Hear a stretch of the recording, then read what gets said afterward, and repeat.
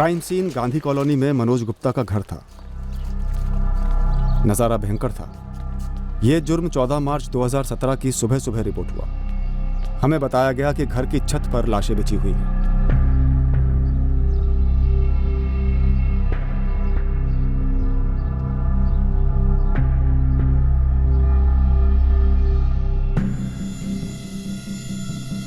लाशों के पास बैठकर जो आदमी रो रहा था, हमें पता चलने वाला था कि यह कत्ल हुए आदमी का छोटा भाई था। जाहिर तौर पर यह एक ट्रिपल मर्डर का केस लग रहा था, पर बहुत जल्द हमें पता चलने वाला था कि उस चौथे कत्ल तक पहुंचने का रास्ता लंबा होने वाला था।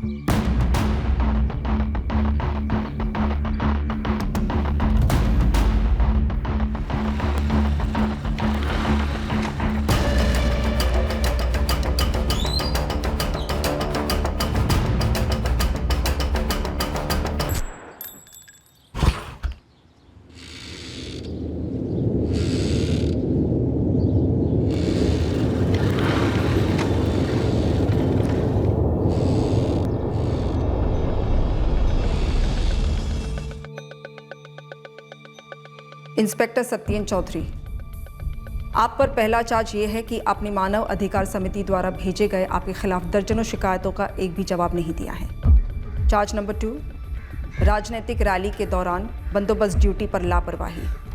चार्ज नंबर 3, सबसे गंभीर चार्ज, मॉलेस्टेशन और सेक्सुअल हैरेसमेंट का। एक महिला से आपने नौकरी के बदले सेक्स की मांग की और उसे मॉलेस्ट भी किया। अब मैं क्या कहूं सर, एक साथ इतने सारे केसेस का यूं अचानक से आ जाना साफ जाहिर होता है कोई साजिश है। सर, इसका ताल्लुक कहीं गांधी कॉलोनी के ट्रिपल मर्डर केस की इन्वेस्टिगेशन से तो नहीं?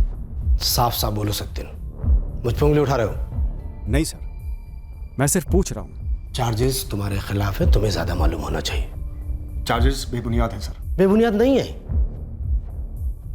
बंदोबस्त पे लापरवाही और ह्यूमन राइट्स वगैरह के चार्जेस से तो मैं निकलवा सकता हूं और निकलवाऊंगा भी, लेकिन ये मॉलेस्टेशन चार्ज? लेकिन सर सत्येन, मेरे पास कोई दूसरा ऑप्शन नहीं है। मुझे ये केस इंक्वायरी कमेटी को रेफर करना होगा। इंडिपेंडेंट इंक्वायरी होगी, सफाई सबूत जो देना है वहां देना। इस पेचीदा ट्रिपल मर्डर केस के इन्वेस्टिगेशन के बीचों बीच मुझ पर अचानक से हुए इन आरोपों की बौछार के खिलाफ मुझे खुद अपना बचाव पेश करना था। जहां तक ह्यूमन राइट्स कमीशन के भेजे गए लेटर्स का सवाल है, तो मैं कहना चाहूंगा कि हर दूसरे संदिग्ध का परिवार यह ह्यूमन राइट्स वाला पैंतरा अपनाता है ताकि सस्पेक्ट्स को हमारी कस्टडी से अलग किया जा सके। संजय पुजारी, विनय पंडित, सनी अरोरा और 10 एक ऐसे 3rd डिग्री और टॉर्चर के कंप्लेंट्स हैं। आपने इनमें से एक भी कंप्लेंट का जवाब देना अपनी ड्यूटी नहीं समझी? मेरी ड्यूटी है जुर्मों की इन्वेस्टिगेशन करना। जवाब देने का मुझे टाइम नहीं मिला, और वैसे भी एक स्टैंडर्ड फॉर्मेट होता है इन शिकायतों का। आप में अहंकार झलक रहा है इंस्पेक्टर सत्येन चौधरी। आपको दिए गए सरकारी पावर्स को जिम्मेदारी के साथ निभाने के बजाय आपने उसका गलत इस्तेमाल किया है। सॉरी सर, मुझे ऐसा नहीं लगता। चार्ज नंबर 2, आपके नाक के नीचे कोई अज्ञात टेम्पो पार्क कर गया रैली के उसी लेन पर जिस पर से पूरे स्टेट के बड़े बड़े लीडर्स का काफिला गुजरने वाला था। आपके स्टेटमेंट में आप कहते हैं मैंने पूरा इलाका 3 बार स्कैन किया था।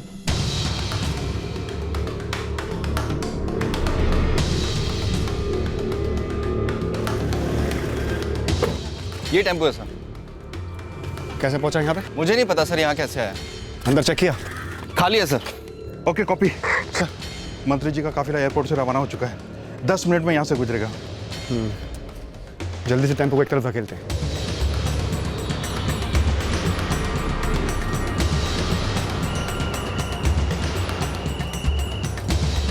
Pilot vehicle Bhavani Chowk cross कर गई है, मैदान मोड़ की तरफ आ रही है।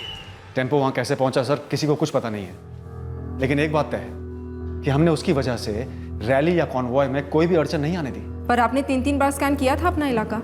कुछ भी हो सकता था। हाँ, लेकिन कुछ हुआ तो नहीं। पर हो तो सकता था ना? हाँ, हो सकता था। हमारी गलती थी, मैं कबूल करता हूं। Charge 3, molestation. उस औरत को आपने आपके थाने बुलाया? कहीं उस औरत का नाम शिवानी तो नहीं? नाम क्यों चाहिए? ताकि आप जाके उस कंप्लेनेंट को धमका सके। मैं इस मॉलेस्टेशन के चार्ज का पूरी तरह से खंडन करता हूं, और अगर ये वही औरत है शिवानी, तो मैं आपको बता दूं कि मैं इसे ठीक से जानता तक नहीं था। उसने एक नागरिक होने के नाते मदद के लिए फ़ोन किया और मैं एक पुलिस ऑफिसर के नाते उससे मिलने के लिए राजी हुआ। That's it.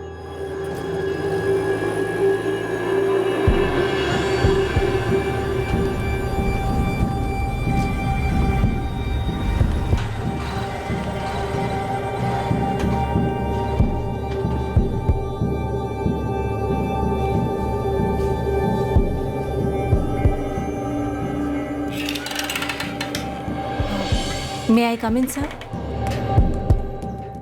Yes please. Complainant की स्टेटमेंट है हमारे पास। आपने उसे अपने कैबिन में बुलाया, अश्लील प्रस्ताव रखा और उसे गलत तरीके से छुआ। शुरुआत तो करनी पड़ती है।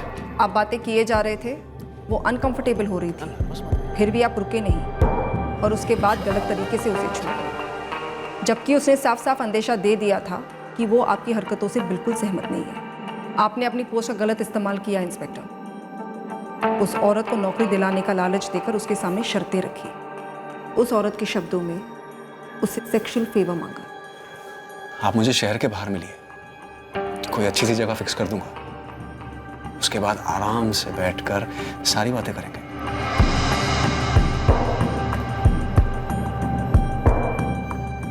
आप ही के थाने के कुछ गवाह हैं जिन्होंने ये स्टेटमेंट्स दी हैं कि जब वो औरत आपके कैबिन से निकली तब वो बिखरी हुई हालत में थी। इंस्पेक्टर, ऐसा कुछ हुआ ही नहीं।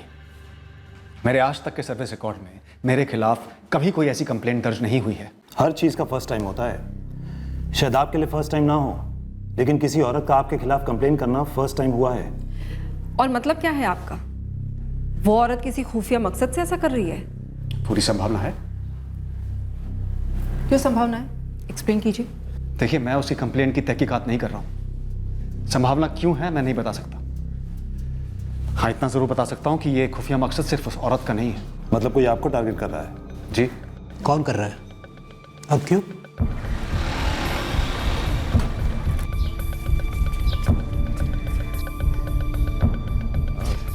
खबर है सर, आपका ट्रांसफर हो रहा है। क्यों?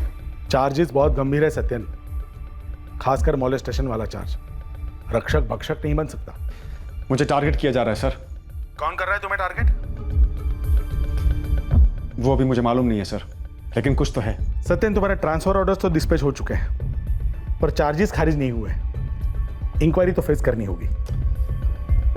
नितिन, क्या इस सब का ताल्लुक गांधी कॉलोनी के मर्डर से? क्या हम मुजरिम को पकड़ने के लिए सही दिशा में इन्वेस्टिगेट कर रहे थे? पता नहीं सर। सर, क्या ये शरद गुप्ता वाकई में इतना मासूम है जितना ये पेश आ रहा है?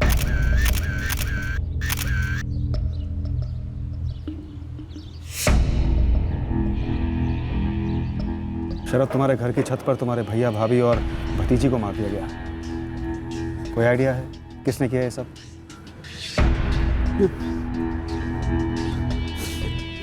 हमको कुछ सूझ नहीं रहा है। हम रोज की तरह सुबह 6:30 बजे आज उठे।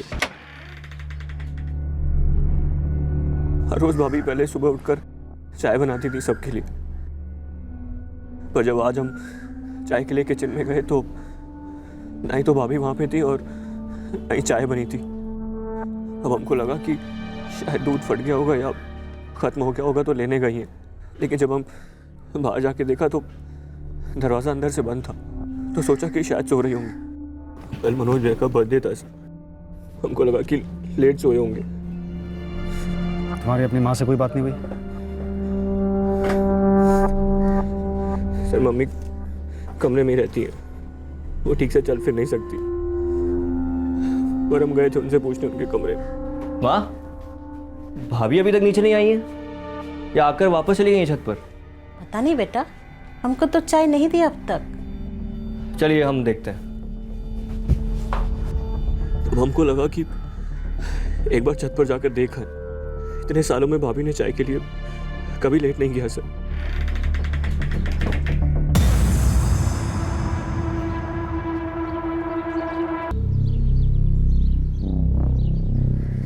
ये वहाँ कुछ बियर की बॉटल्स हैं, वो कल की हैं या उससे पहले की हैं?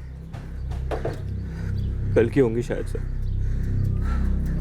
मनोज भी अपने दोस्त राकेश के साथ बैठकर पिए थे। कहाँ मिलेगा राकेश अभी? आया है सर खबर सुनकर, यही नीचे होगा।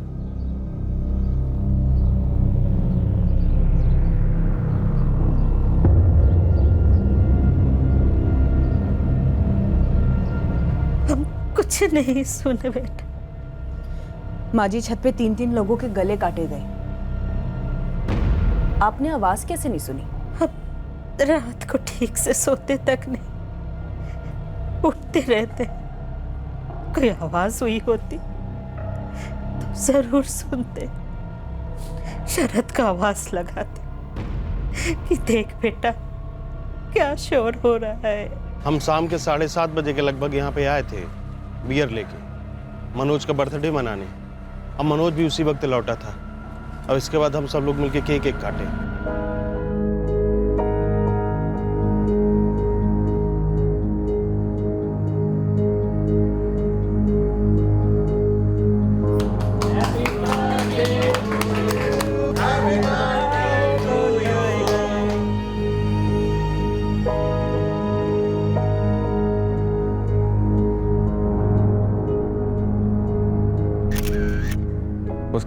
उसके बाद हम और मनोज यहाँ छत पर बैठकर बियर पी रहे थे, अब बातें कर रहे थे। नया साइट का ऑर्डर मिला है राकेश। क्या बात है, बधाई हो। कुछ 70 मजदूरों का रिक्वायरमेंट है। 70? इतने सारे जुगाड़ कैसे करोगे? करना पड़ेगा दोस्त, बड़ा कंस्ट्रक्शन है। और यार अब ना बड़ा गेम खेल। पी पा के मस्त है। और सुनैना भाभी ने स्पेशल खाना बनाया था, तो मनोज कहने लगा यहीं छत पे लगा दे। बाकी सभी ने नीचे ही खा लिया। माँ शिप्रा और हम यहीं खाना खाए थे सर रात में। फिर शिप्रा अपने पापा के पास छत पर चली गई और हम अपने कमरे में चले। तुम्हारे भैया भाभी और शिप्रा हमेशा छत पे सोते थे? नहीं, गर्मियों में सर। तुम क्यों नहीं? माँ के लिए सर।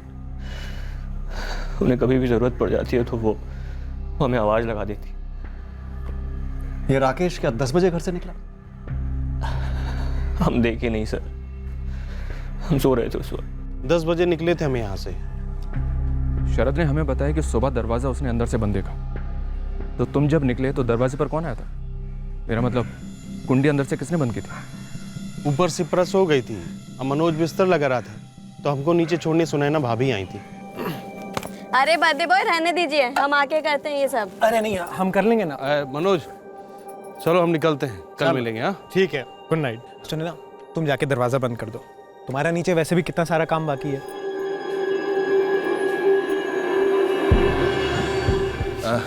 गुड नाइट भाभी। चलिए।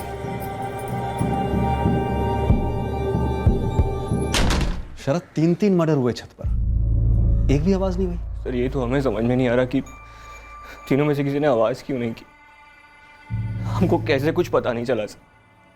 शरद, तुम्हारी माँ भी यही कह रही है कि उन्होंने कुछ नहीं सुना। वो रात को 12 बजे, फिर 1 बजे और फिर सुबह के 4 बजे उठी थी। शरद, ये राकेश क्या सचमुच घर से निकला था? सर उस पर शक करने की हमारे पास कोई वजह नहीं। तीनों विक्टिम्स पर अटैक लगभग एक समय में हुआ लगता है, एकदम अचानक।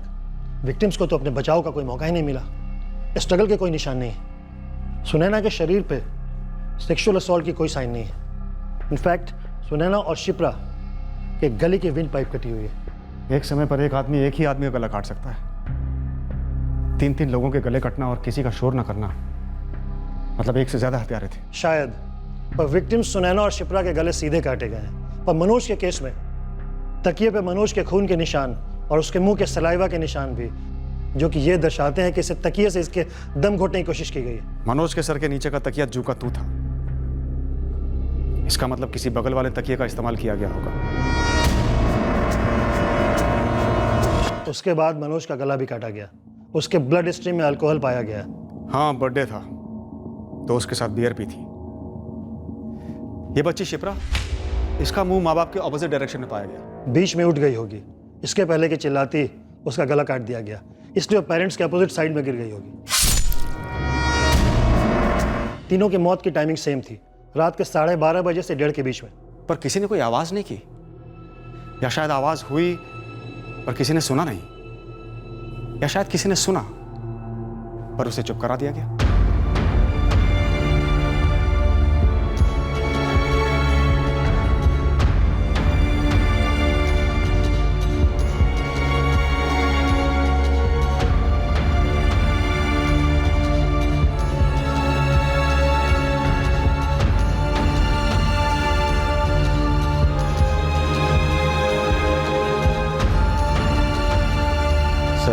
ऊपर आसानी से चढ़ सकता है कोई भी। पर 3 लोगों को मारा है तो हमलावर 1 से ज़्यादा होंगे ही होंगे, पक्का। 3 विक्टिम्स, 1 से ज़्यादा हमलावर और कोई आवाज़ नहीं। मैडम हम गहरी नींद में थे, लेकिन एक बात हजम नहीं होती, तीनों में से किसी ने भी आवाज नहीं की। मैडम वो मनोज का दोस्त है ना राकेश, हम सुन रहे थे जब वो इंस्पेक्टर साहब से बात कर रहा था। वो कह रहा था कि 10 बजे घर से निकल गया। हमका नहीं लगता। आप राकेश को जानते हैं? राकेश और मनोज का कोई मसला था क्या, या कोई घरेलू मामला? दोनों भाइयों मनोज और शरद के बीच में कोई अनबन? अब घर में तो सब कुछ ठीक ठाक ही लगता था। हाँ मैडम, और वो मनोज बहुत मेहनती आदमी था। लेबर कॉन्ट्रैक्टर का काम सीख कर अपने बल पर ऊपर आया था। और शरद? वो मनोज का धंधे में हाथ बटाता था। ये लोग बहुत सालों से यहाँ रहते हैं। और जब मनोज और शरद के पिताजी उन्हें छोड़कर चले गए, तब मनोज ने बहुत अच्छे से परिवार को संभाला। क्यों चले गए उसके पिताजी? बहुत सालों पहले की बात है मैडम, लगभग 18 साल। शशिकांत जी नाम है उनका। उन्होंने दूसरी शादी कर ली थी। अब कहाँ है वो? यहीं मानसीगंज में ही रहते हैं। शरद के पास होगा उनका एड्रेस।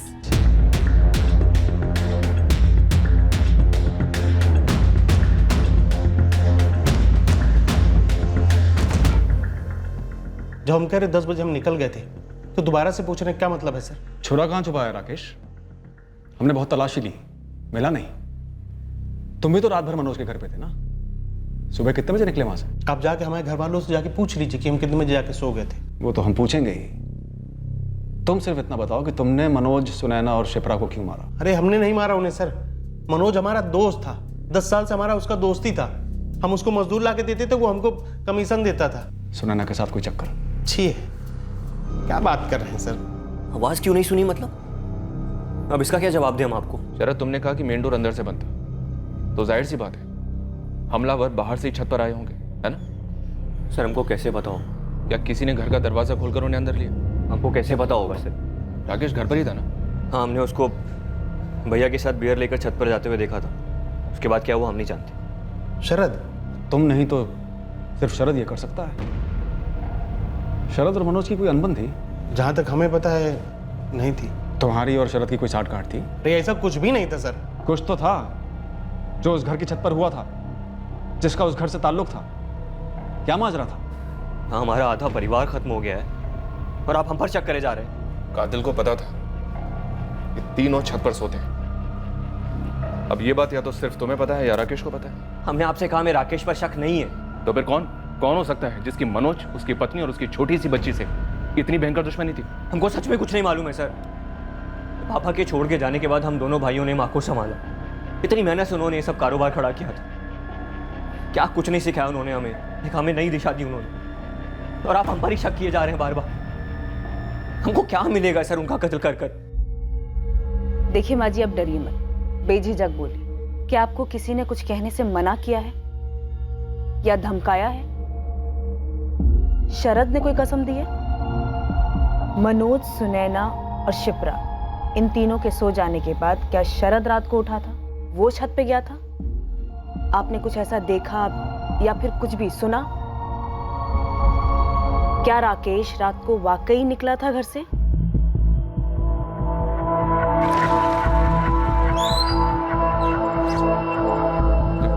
बोल गुरु। सर, सुपारी हत्या है तो एक ठोस वजह चाहिए कत्ल की, ताकि ठोस एंगल मिले टटोलने के लिए। फिलहाल 2 एंगल है हमारे पास, दोस्त राकेश और भाई शरद। राकेश हमारे रडार पर है, तू शरद का पीछा करवा। डन है सर।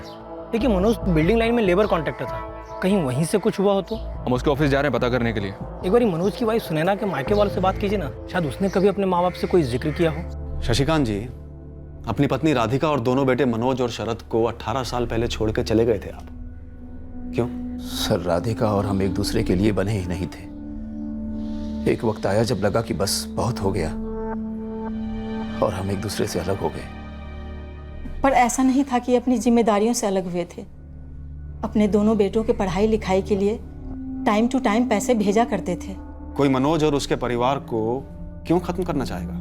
हम अपने दोनों बेटों के ज्यादा करीब तो नहीं रहे, पर सुनकर धक्का बैठा है। समझ में नहीं आ रहा है कि ये सब क्यों हुआ।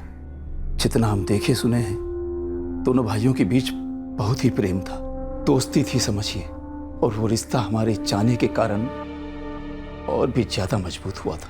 शशिकांत जी, आपने मनोज की कोई मदद की उसका बिजनेस शुरू करने में? बिल्कुल नहीं सर, बल्कि हमको तो गर्व था कि अपने बलबूते उसने इतना बड़ा बिजनेस शुरू किया था। आपकी कोई जमीन है जो आपके जाने के बाद मनोज और शरद को मिलने वाली हो?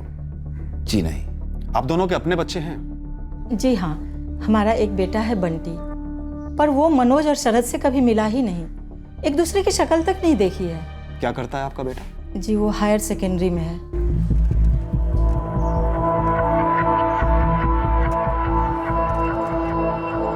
बंटी के पास फोन है?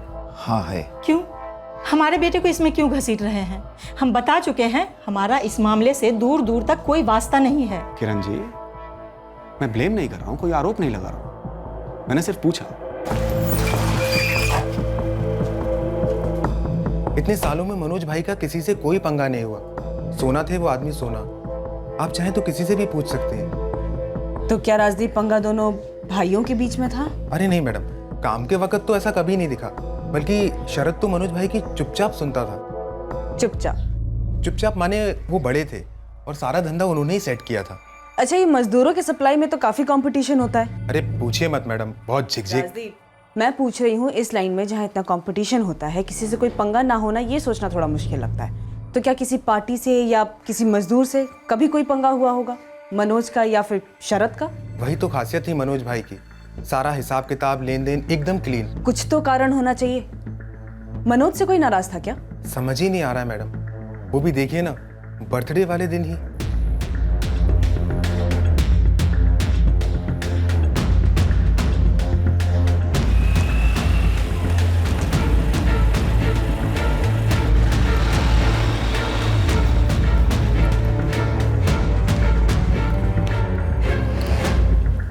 गुरु प्रशांत, छोटे बड़े सारे गिरो टटोले हमने, किसी ने भी सुपारी नहीं उठाई इस मनोज और उसकी फैमिली की। बाहर के भी कुछ पंटरों से बात हुआ है, बाहर का कोई भी गैंग मेंबर मानसीगंज जाने की खबर नहीं। गुरु, हमें क्या लगता है ये जो कांड है वो किसी गलतफहमी में हुआ होगा। गलतफहमी में एक आदमी मारा जा सकता है, आदमी, औरत और बच्ची नो चांस। और गलतफहमी कैसी कि शरद को मारने आए और मनोज को मार गए? फिर तो भाई इस कांड की नस घर के भीतर ही है, उधर से ही कुछ हुआ होगा। क्या प्रोग्रेस है सत्यन?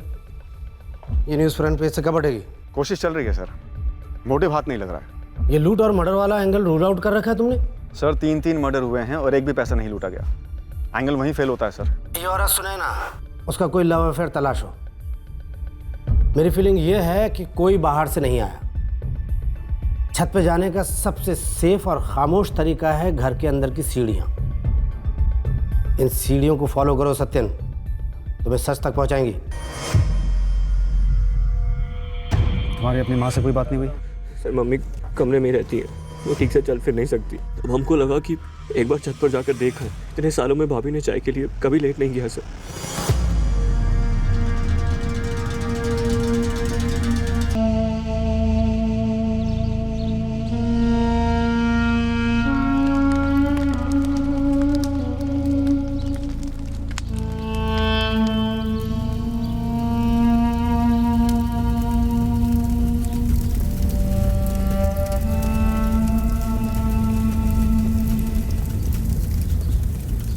इस केस में अभी तक कोई मकसद सामने नहीं आया था।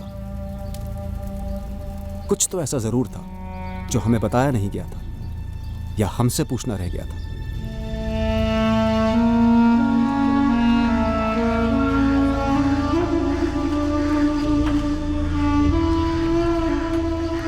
एक अतीत था इस केस का जिस तक हम पहुंचे ही नहीं थे, उस एंगल को छुआ ही नहीं था। छत पर सोने वाला परिवार नॉर्मली क्या करता? बाहर से दरवाजा बंद करता। सर हमारे घर में तो बंद कर दिया जाता है क्योंकि हवा चलती है, दरवाजा दीवार से टकराता है जिसकी वजह से डिस्टरबेंस होती है। और अगर पूरी फैमिली अंदर सोती हो तो जाहिर सी बात है सर, टेरेस का दरवाजा अंदर से बंद किया जाएगा सेफ्टी के लिए, ताकि कोई टेरेस के जरिए घर के अंदर ना पाए। लेकिन यहां पूरी फैमिली अंदर नहीं सोई थी। मनोज, सुनैना और शिप्रा छत पर सोए थे और शरद ने हमें बताया कि सुबह जब वो टेरेस पे गया तो उसने दरवाजा खोला था, यानी कि दरवाजा बाहर की तरफ से बंद नहीं था। सर कुंडी उंडी तो तोड़ी नहीं गई, वो मैंने चेक किया था। मनोज या सुनैना ने अगर टेरेस का दरवाजा बाहर की तरफ से बंद नहीं किया तो या तो उस रात हवा बिल्कुल चली नहीं, जिससे कि दरवाजा दीवार से टकराया नहीं और कोई आवाज नहीं हुई, या फिर उन्होंने दरवाजा बंद किया होगा और हुआ कुछ और होगा। मतलब सर ये सारा कुछ एक दिखावा है, दरवाजा खोला गया मर्डर करने के लिए।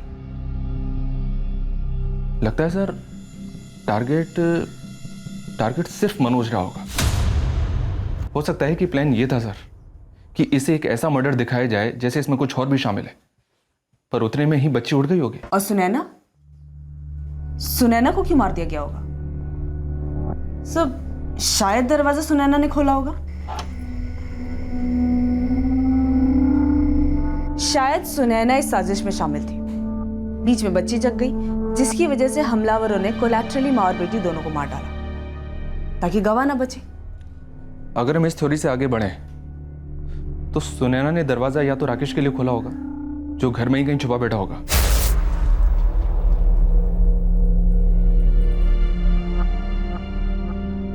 और अगर राकेश नहीं सर तो सुनैना ने दरवाजा शरद के लिए खोला होगा। ये शरद और राकेश दोनों से सख्ती से पूछताछ करनी होगी। सख्ती से पूछताछ आपकी परिभाषा में 3rd डिग्री होती है, राइट? केस में ब्रेक तो नहीं मिलता तो तुरंत संदिग्धों को टॉर्चर करना शुरू कर दो। कोई भी संदिग्ध दोषी हो तो सिर्फ बातों से अपना जुर्म कबूल नहीं करता, और सख्ती से पूछताछ का मतलब हमेशा 3rd डिग्री नहीं होता। पर आपके केस में तो दोनों एक ही मालूम होता है, क्योंकि शरद गुप्ता और राकेश यादव के अलावा एक लंबी लिस्ट है जो आपके सख्ती का अनुभव कर चुके हैं। मैं एक सवाल पूछ सकता हूं आप लोगों से? या श्योर। पूछिए इंस्पेक्टर, क्या सवाल है आपका? हमें इत्मीनान था कि इस ट्रिपल मर्डर में या शरद का हाथ है या राकेश का, पर सख्ती से पूछताछ के दौरान हमें एक नई लीड मिली। सर आप हम ही से बार बार पूछे। पर अब मुश्किल ये थी कि क्या ये एक लीड थी या हमें गुमराह करने का पैंतरा। हाँ, हम जब सुबह छत पर गए तो दरवाजा छत की तरफ से खुला हुआ था सर। ठीक से याद करो शरद, दरवाजा खुला था? सर हमको बिल्कुल याद है, दरवाजा खुला था। सुनैना या मनोज कभी छत के बाहर की तरफ से कुंडी नहीं लगाते थे? ये हम नहीं जानते हैं, और हम आज तक ऐसे कभी गए नहीं छत पर, लेकिन उस दिन गए तो दरवाजा खुला हुआ था, बस अब हमको इतना ही पता है। अब वो क्या करते थे तो वही बता पाते सर। अब वो तो है नहीं बताने के लिए, तो तुम उन पर धकेल रहे हो। और आप हम पर ढकेल रहे हैं क्योंकि आप लोगों को कातिल नहीं मिल रहे हैं। कौन है ये कातिल शरद? कोई तुम्हारे भाई को क्यों निशाना बनाना चाहेगा? सर हम आपको 1000 बार बता चुके हैं, हमको नहीं पता है। 15 मिनट की दूरी पर है हमारा घर मनोज के घर से। 10 बजे निकले, पैदल घर पहुंच गए। हमको रास्ते में कोई नहीं मिला, इसमें हमारी गलती है। हमारे माँ बाप ने आपको सब कुछ सच सच बता दिया कि हम 10:15 बजे पहुंच गए थे। आप लोग उस बात को नहीं मानते हैं, इसमें भी हमारी गलती है। हमने उस दिन बियर पिया था, इसमें भी हमारी ही गलती है। और हम घर जाके चुपचाप सो गए थे, इसमें भी हमारी गलती है। गलती नहीं राकेश, गुनाह, जुर्म, मनोज को मारने का जुर्म। सुनैना ने और तुमने जो प्लान बनाया था, उस प्लान में बच्ची को मारना शामिल नहीं था, क्योंकि बच्ची को मार दिया इसलिए सुनैना को तुमसे जिंदा रखा नहीं गया, इसलिए तुमने उसे भी मार दिया। आप पुलिस वाले नहीं होते ना, और ऐसे हमसे कोई घटिया बात करता तो। मैं हूं पुलिस वाला और तुम आरोपी हो। अब बोलो, चुरा कहां से खरीदा था और उसे कहां ठिकाने लगाया? कभी कहते हैं हमने मारा है, कभी कहते हैं शरद ने मारा है, और सच ये है कि हमने नहीं मारा, और शरद के बारे में हमको कुछ नहीं पता है। नहीं मैडम, हमारे बिटिया ने कभी मनोज की कोई शिकायत नहीं की। क्या सुनैना ने बात में भी कभी आप लोगों से कोई जिक्र किया पति पत्नी के झगड़े के बारे में या किसी दूसरी औरत के बारे में? एक बार भी नहीं बोला, हमेशा खुश दिखती, मुस्कुराती। और सुनैना, क्या शादी से पहले सुनैना का कोई लव अफेयर था? अरे कैसी बात कर रही है मैडम आप? एक काम कीजिए, आप हम पर डंडे बरसा लीजिए, लेकिन बार बार हमसे घटिया सवाल मत पूछिए प्लीज। सुनैना भाभी और सर आपको गिन नहीं आती, सब पूछते हो। हम हर कारण को टटोलेंगे, सवाल होंगे शरद। ये कत्ल घर के अंदर से हुआ है और घर के अंदर सिर्फ तुम और तुम्हारी मां मौजूद थे। वैसे तुम्हारी माताजी कोई खास कोऑपरेट कर नहीं रही है, कोई भी सवाल पूछो बस खामोश रहती है। क्योंकि उन्होंने भी कुछ नहीं सुना, जैसे कि हमने नहीं सुना था, और जब वो आपको बता रही थी आप सुन नहीं रहे थे। हम सब कुछ सुनते देखते हैं शरद, और इस वक्त ये देख रहे हैं कि मनोज का पूरा बिजनेस जूं का दूध तुम्हारा हो चुका है। सर कैसी वाहियात बात कर रहे हैं आप? मनोज भैया का लेबर सप्लाई का बिजनेस उन्होंने अपने बलबूते पर खड़ा किया था और हम शुरू से ही उनके अंडर काम करते थे।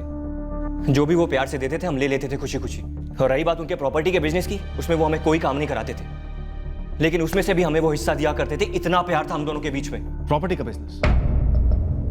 मनोज का प्रॉपर्टी का बिजनेस भी था? साइड बिजनेस था उनका। तो कभी किसी डील में किसी से कोई झगड़ा हुआ हो? सर हम आपसे कह चुके हैं, हमें कुछ नहीं पता है।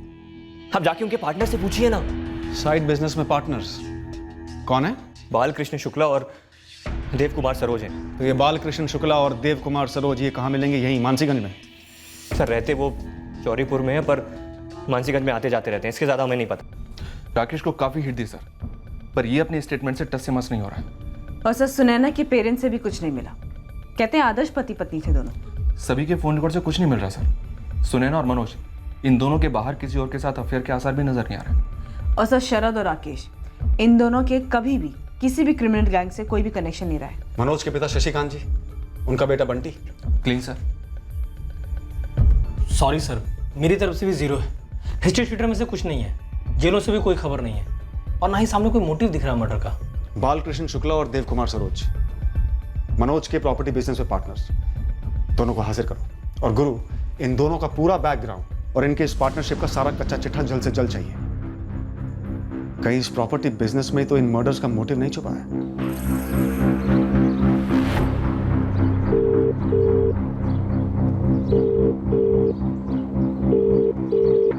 नमस्ते शरद जी। हाँ नमस्ते राज जी। अच्छा सुनो, हम कुछ दिनों तक ऑफिस नहीं आएंगे तो तुम संभाल लेना। ठीक है शरद जी, मैं सब संभाल लूंगा।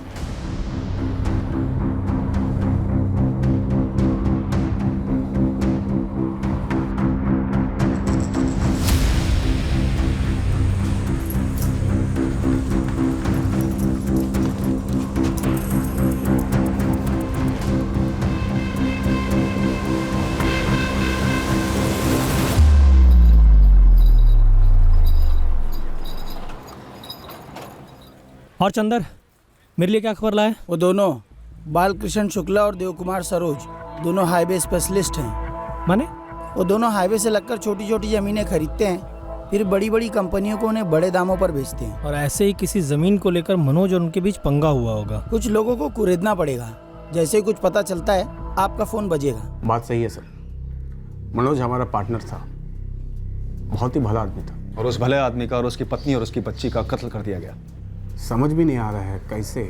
हमें भी समझ में नहीं आ रहा है कि इतना घूम घूम कर आने के बाद हमें पता चल रहा है कि मनोज का कोई प्रॉपर्टी का बिजनेस भी था जिसमें आप दोनों पार्टनर्स थे। प्रॉपर्टी का नाम सुनते ही लोगों के मन में अलग अलग ख्याल आते हैं। हम सिर्फ इतना कहेंगे कि हमारा काम बड़े ही कायदे से होता है। हिसाब बिल्कुल क्लियर था सर।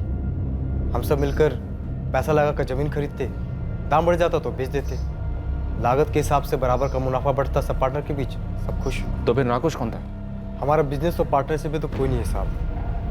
अब मनोज का लेबर वाला बिजनेस में कुछ हुआ हो या उसका और कोई बिजनेस में कुछ हाथ हो तो हम लोगों को कम से कम, हमको तो कुछ नहीं पता सर। मनोज के भाई शरद को जानते हो? नहीं, बस नाम सुना था मनोज से।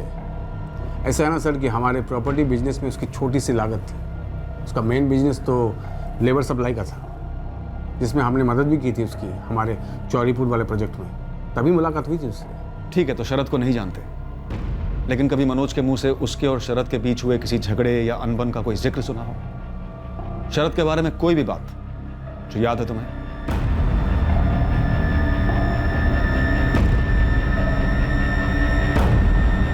जी नहीं सर, मनोज ने कभी हमसे जिक्र नहीं किया कि उसका उसके छोटे भाई शरद का कुछ झगड़ा उड़ा हुआ है या कोई अनबन है बीच में। नहीं मैडम, इस ऑफिस में कभी प्रॉपर्टी वाले बिजनेस की बात नहीं होती थी। वो तो उनका साइड बिजनेस था ना। देखो राजदीप, हमें मनोज के मेन बिजनेस और पर्सनल लाइफ से कत्ल के मकसद के बारे में कुछ नहीं पता चला, तो हमें उस साइड बिजनेस के बारे में बता दो, शायद वहाँ से मकसद का कुछ इशारा मिले। देखिए, अगर आपको प्रॉपर्टी बिजनेस के बारे में जानकारी चाहिए तो वो आपको शरद दे सकता है, या फिर मनोज भाई के 3 पार्टनर। 3 नहीं, 2 पार्टनर्स राजदीप, बालकृष्ण शुक्ला और देव कुमार सरोज। अरे हाँ मैडम, अब तो 2 ही बचे हैं, एक तो भी इस दुनिया में रहा नहीं। मनोज के 3 पार्टनर्स थे? जी हाँ। तीसरे पार्टनर की मौत कब और कैसे हुई? मैडम सुना था कोई हादसा हुआ था, लेकिन ज्यादा मालूम नहीं। 2 घंटे से बाल की खाल निकाल रहे हैं इस केस की, और तुमने ये बताना जरूरी नहीं समझा कि तुम्हारा एक और पार्टनर था जो अब इस दुनिया में नहीं है। है नहीं दुनिया में तो क्या बताता सर। नवीन पटेल नाम था उसका। मनोज की तरफ फर्स्ट क्लास आदमी था। तो कैसे मारा गया? क्या हादसा हुआ था नवीन पटेल के साथ? हादसा मतलब वो नवीन पर फायरिंग हुई थी।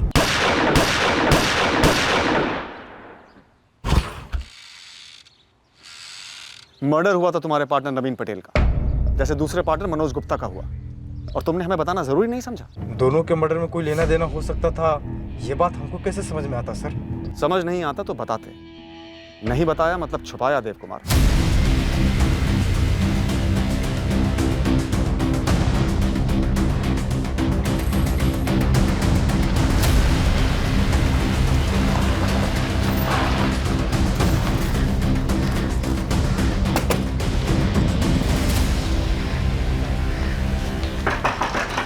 अब मनोज और उनके परिवार को मार डाला गया, तब जाके आप लोग हमारे पति के बारे में पूछ रहे हैं? खुलेआम घूम रहे हैं उनके कातिल आप लोगों की छत्र छाया में। कौन है उनके कातिल? और कौन? वही तीनों, देव कुमार, बालकृष्ण और मनोज। कहने को तो तीनों पार्टनर्स, लेकिन जान ही ले ली उनकी जमीन के पीछे। क्या कहा था आप लोगों ने हमसे? यही ना कि इन तीनों का हाथ नहीं है हमारे पति के कत्ल में। कुछ नहीं किया आप लोगों ने, कुछ नहीं किया हमें न्याय दिलाने के लिए। सर अब तो कोई डाउट नहीं है कि दोनों केसेस एक दूसरे से जुड़े हुए हैं। पेचीदा केस है। यहां संगीता पटेल ने अपने पति नवीन पटेल के मर्डर में मनोज गुप्ता की भी इन्वॉल्वमेंट बताई है। सर ये बिल्कुल सच है। नवीन की पत्नी ने मनोज गुप्ता का नाम लिया था, लेकिन इन तीनों, बालकृष्ण शुक्ल, देव कुमार और मनोज गुप्ता, इन तीनों के खिलाफ हमारे पास कोई सबूत नहीं है। किस जमीन की बात कर रही थी नवीन की पत्नी? सर वो ऐसे ही जनरली बोली थी कि कोई जमीन का मसला है, तो हमने उससे कहा था कि कोई डिटेल दो, कागजात दिखाओ, पेपर्स दिखाओ, लेकिन वो इतनी बेहाल थी कि सिर्फ आरोप पे आरोप चिल्लाई जा रही थी, और इधर इन तीनों के खिलाफ हमारे हाथ कोई सबूत था ही नहीं। शूटर्स हाथ लगे? नहीं, अभी तक तो नहीं, छानबीन जारी है। दरअसल ये संगीता जो नवीन की पत्नी है, इसने उन लोगों को देखा तो था, लेकिन उनके चेहरे गमछे से ढके हुए थे, और इसने उनकी गाड़ी का नंबर भी नोट नहीं किया था। और ये केस जब तक हमारे पास में आया तब तक इतनी देर हो चुकी थी कि नाकाबंदी करने का भी कोई मतलब नहीं था। तो सर उसके अलावा कोई संदेह उठाए होंगे आपने, सुपारी मार्केट से या हिस्ट्री शीटर से? हाँ बिल्कुल उठाए हैं, उनकी काफ़ी तुड़ाई भी हमने की, लेकिन अभी तक हमारे हाथ कुछ नहीं लगा। रुपए ने काम करो, तुम्हारी जितनी भी तहकीकात तब तक की हुई है उसकी एक केस फाइल बनाकर मुझ तक पहुंचा दो। मुझे लगता है दोनों केसेस जुड़े हुए और हल भी साथ ही होंगे।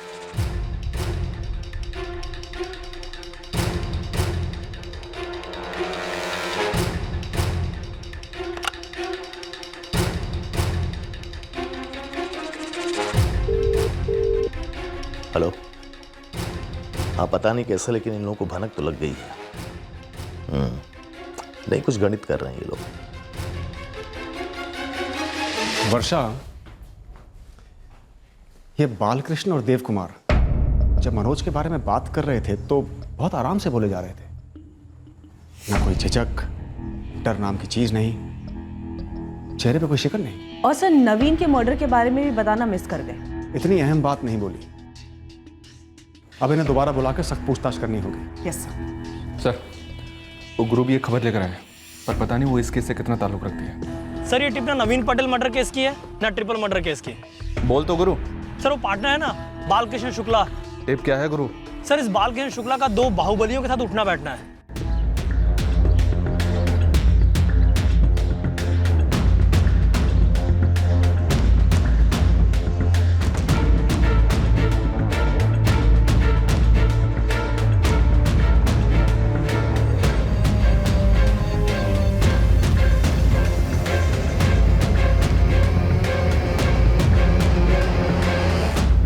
किशनलाल ठाकुर और प्रदीप कनौजिया दोनों भरतखेड़ी के बाहुबली हैं और दोनों वहीं से पूरे जिले को रिमोट कंट्रोल से ऑपरेट करते हैं। किशनलाल ठाकुर और प्रदीप कनौजिया, अगर इन दोनों बाहुबलियों का बालकृष्ण के साथ कनेक्शन है तो पूरे आसार हैं कि नवीन पटेल और मनोज और उसका परिवार इन्हीं दोनों बाहुबलियों के हाथों मारे गए होंगे। तो सर मोटिव क्या रहा होगा?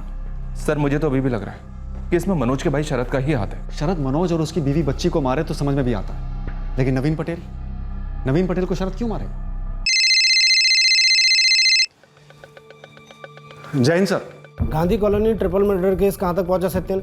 सर एक तगड़ी लीड है, मनोज का एक बिजनेस पार्टनर नवीन पटेल 3 महीने पहले मारा गया था सीमापुर में। सत्यन, मेरे पास भी तुम्हारे लिए एक लीड है ट्रिपल मर्डर केस पर, जिसका नवीन पटेल मर्डर केस से कोई ताल्लुक नहीं है। क्या लीड है सर? राकेश यादव, विक्टिम मनोज गुप्ता का दोस्त। चलिए सर, उसे हमने 2 बार स्कैन किया है, कुछ नहीं मिला। तुम एक बहुत अहम पॉइंट मिस कर रहे हो सत्यन, जो मेरे किसी सोर्स ने मुझे दिया है। क्या पॉइंट है सर? अफेयर में खटास आ गई थी। उठाओ, तोड़ो उसे। राकेश यादव के खिलाफ सबूत का एक तिनका नहीं था और उसके बावजूद आपने उसे टॉर्चर किया ताकि वो जुर्म कबूल करे जो शायद उसने किया ही नहीं था। राकेश यादव वो आखिरी इंसान था जो उस रात मनोज के साथ था, जिसके बाद मनोज और उसकी फैमिली का मर्डर हुआ। हमें तगड़ा शक था कि राकेश यादव ने उस रात घर छोड़ा ही नहीं। तगड़ा शक था तो आपने तगड़ा टॉर्चर किया। और तगड़ा शक बिना तगड़े एविडेंस के किस काम का? हाँ, अब मुझे मकसद समझ में आ रहा है। क्या कहने वाले हैं आप? हम सबका कोई खुफिया मकसद है? आपको हैरेस करना, आपको फंसाना? नहीं, मेरा वो मतलब नहीं था। लेकिन सच कहूं तो एक पॉइंट के बाद मुझे नहीं लगा था कि राकेश यादव गिल्टी है। उसके बाद भी इस हद तक सख्ती की आपने उसे अधमरा छोड़ दिया। और ये कोई ऐसा पहला केस नहीं है आपके खिलाफ। इंस्पेक्टर सत्यन चौधरी, आप में अहंकार झलक रहा है। इंस्पेक्टर सत्यन चौधरी, आपको दिए गए सरकारी पावर्स को जिम्मेदारी के साथ निभाने के बजाय आपने उसका गलत इस्तेमाल किया है। सॉरी सर, मुझे ऐसा नहीं लगता। चार्ज नंबर 2, आपके नाक के नीचे कोई अज्ञात टेम्पो पार्क कर गया रैली के उसी लेन पर जिस पर से पूरे स्टेट के बड़े बड़े लीडर्स का काफिला गुजरने वाला था। आपके स्टेटमेंट में आप कहते हैं मैंने पूरा इलाका 3-3 बार स्कैन किया था।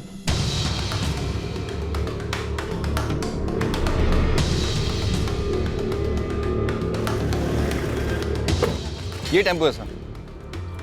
कैसे पहुंचा यहाँ पे? मुझे नहीं पता सर, यहाँ कैसे आया। अंदर चेक किया? खाली है sir.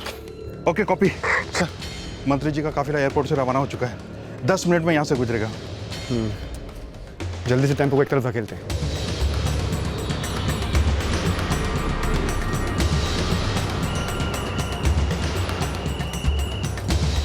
Pilot vehicle Bhavani Chowk cross कर गई है, मैदान मोड़ की तरफ आ रही है। टेम्पो वहां कैसे पहुंचा सर, किसी को कुछ पता नहीं है।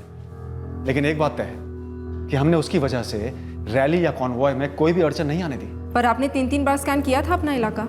कुछ भी हो सकता था। हाँ, लेकिन कुछ हुआ तो नहीं। पर हो तो सकता था ना। Gandhi colony triple murder case में एक नाजुक अहम मोड़ आया था और उसी वक्त मेरा ट्रांसफर भी आ गया।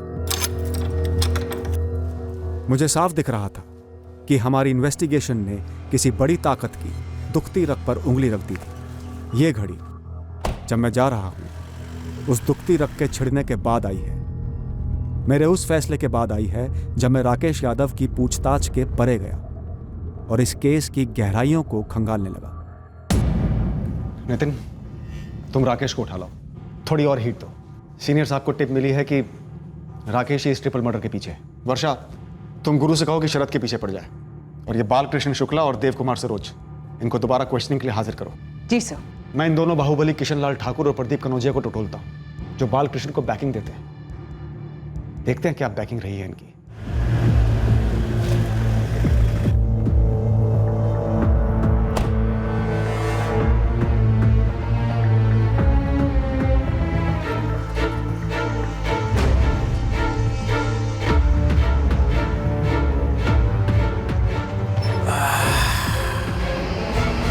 नमस्ते इंस्पेक्टर साहब। ये फ्रैक्चर कैसे हो गया? अब क्या बताएं इंस्पेक्टर साहब, घर पे ही फिसल कर गिर गए, हड्डी टूट गई साली। सीधा मुद्दे पर आता हूं। बालकृष्ण को आगे करके प्रॉपर्टीज में पैसा लगाते हैं? लगाते हैं कभी कभी। क्यों, कोई जुर्म है क्या? बालकृष्ण के पार्टनर मनोज गुप्ता का परिवार समेत कत्ल हो गया। उससे पहले एक और पार्टनर नवीन पटेल, वो मारा गया। हाँ, सुने इस बारे में। मकसद क्या है किशनलाल? आपको क्या लगता है हमको पता होगा? आप ये कैसी सवाल कर रहे हैं हमसे? 13 मार्च की रात को कहाँ थे? ये टूटी हुई हड्डी लेकर कहाँ जाएंगे? घर पे ही थे। घर में फिसले या छत से नीचे उतरते वक्त? अब तो आप सीधा आपके मुद्दे पे ही आ गए। तो हमसे भी एक मुद्दे की बात सुन लीजिए। इस मर्डर वर्डर में हमारा कोई कनेक्शन नहीं है। कब हुआ ये फ्रैक्चर? यही 12 या 13 तारीख को। तो जाहिर सी बात है प्लास्टर खुद से तो चढ़ाया नहीं होगा। अरे नहीं, डॉक्टर सुनील अवस्थी, यही भरत खेड़ी में उनका क्लिनिक है।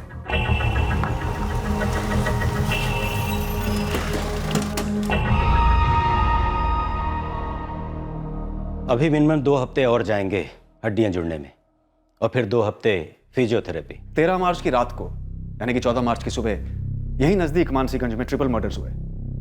तो आप पक्का हैं कि किशनलाल का फ्रैक्चर 13 की सुबह हुआ था, 14 की सुबह नहीं? क्या मजाक है ये? आप हमारे ही क्लिनिक में हमारे ही प्रोफेशनल ईमानदारी पर शक कर रहे हैं। हाँ, शक कर रहा हूं। सही है ना मेरा शक? हम डॉक्टर हैं, टूटी चीजों को जोड़ते हैं, तोड़ते नहीं। कानून तो कतई नहीं।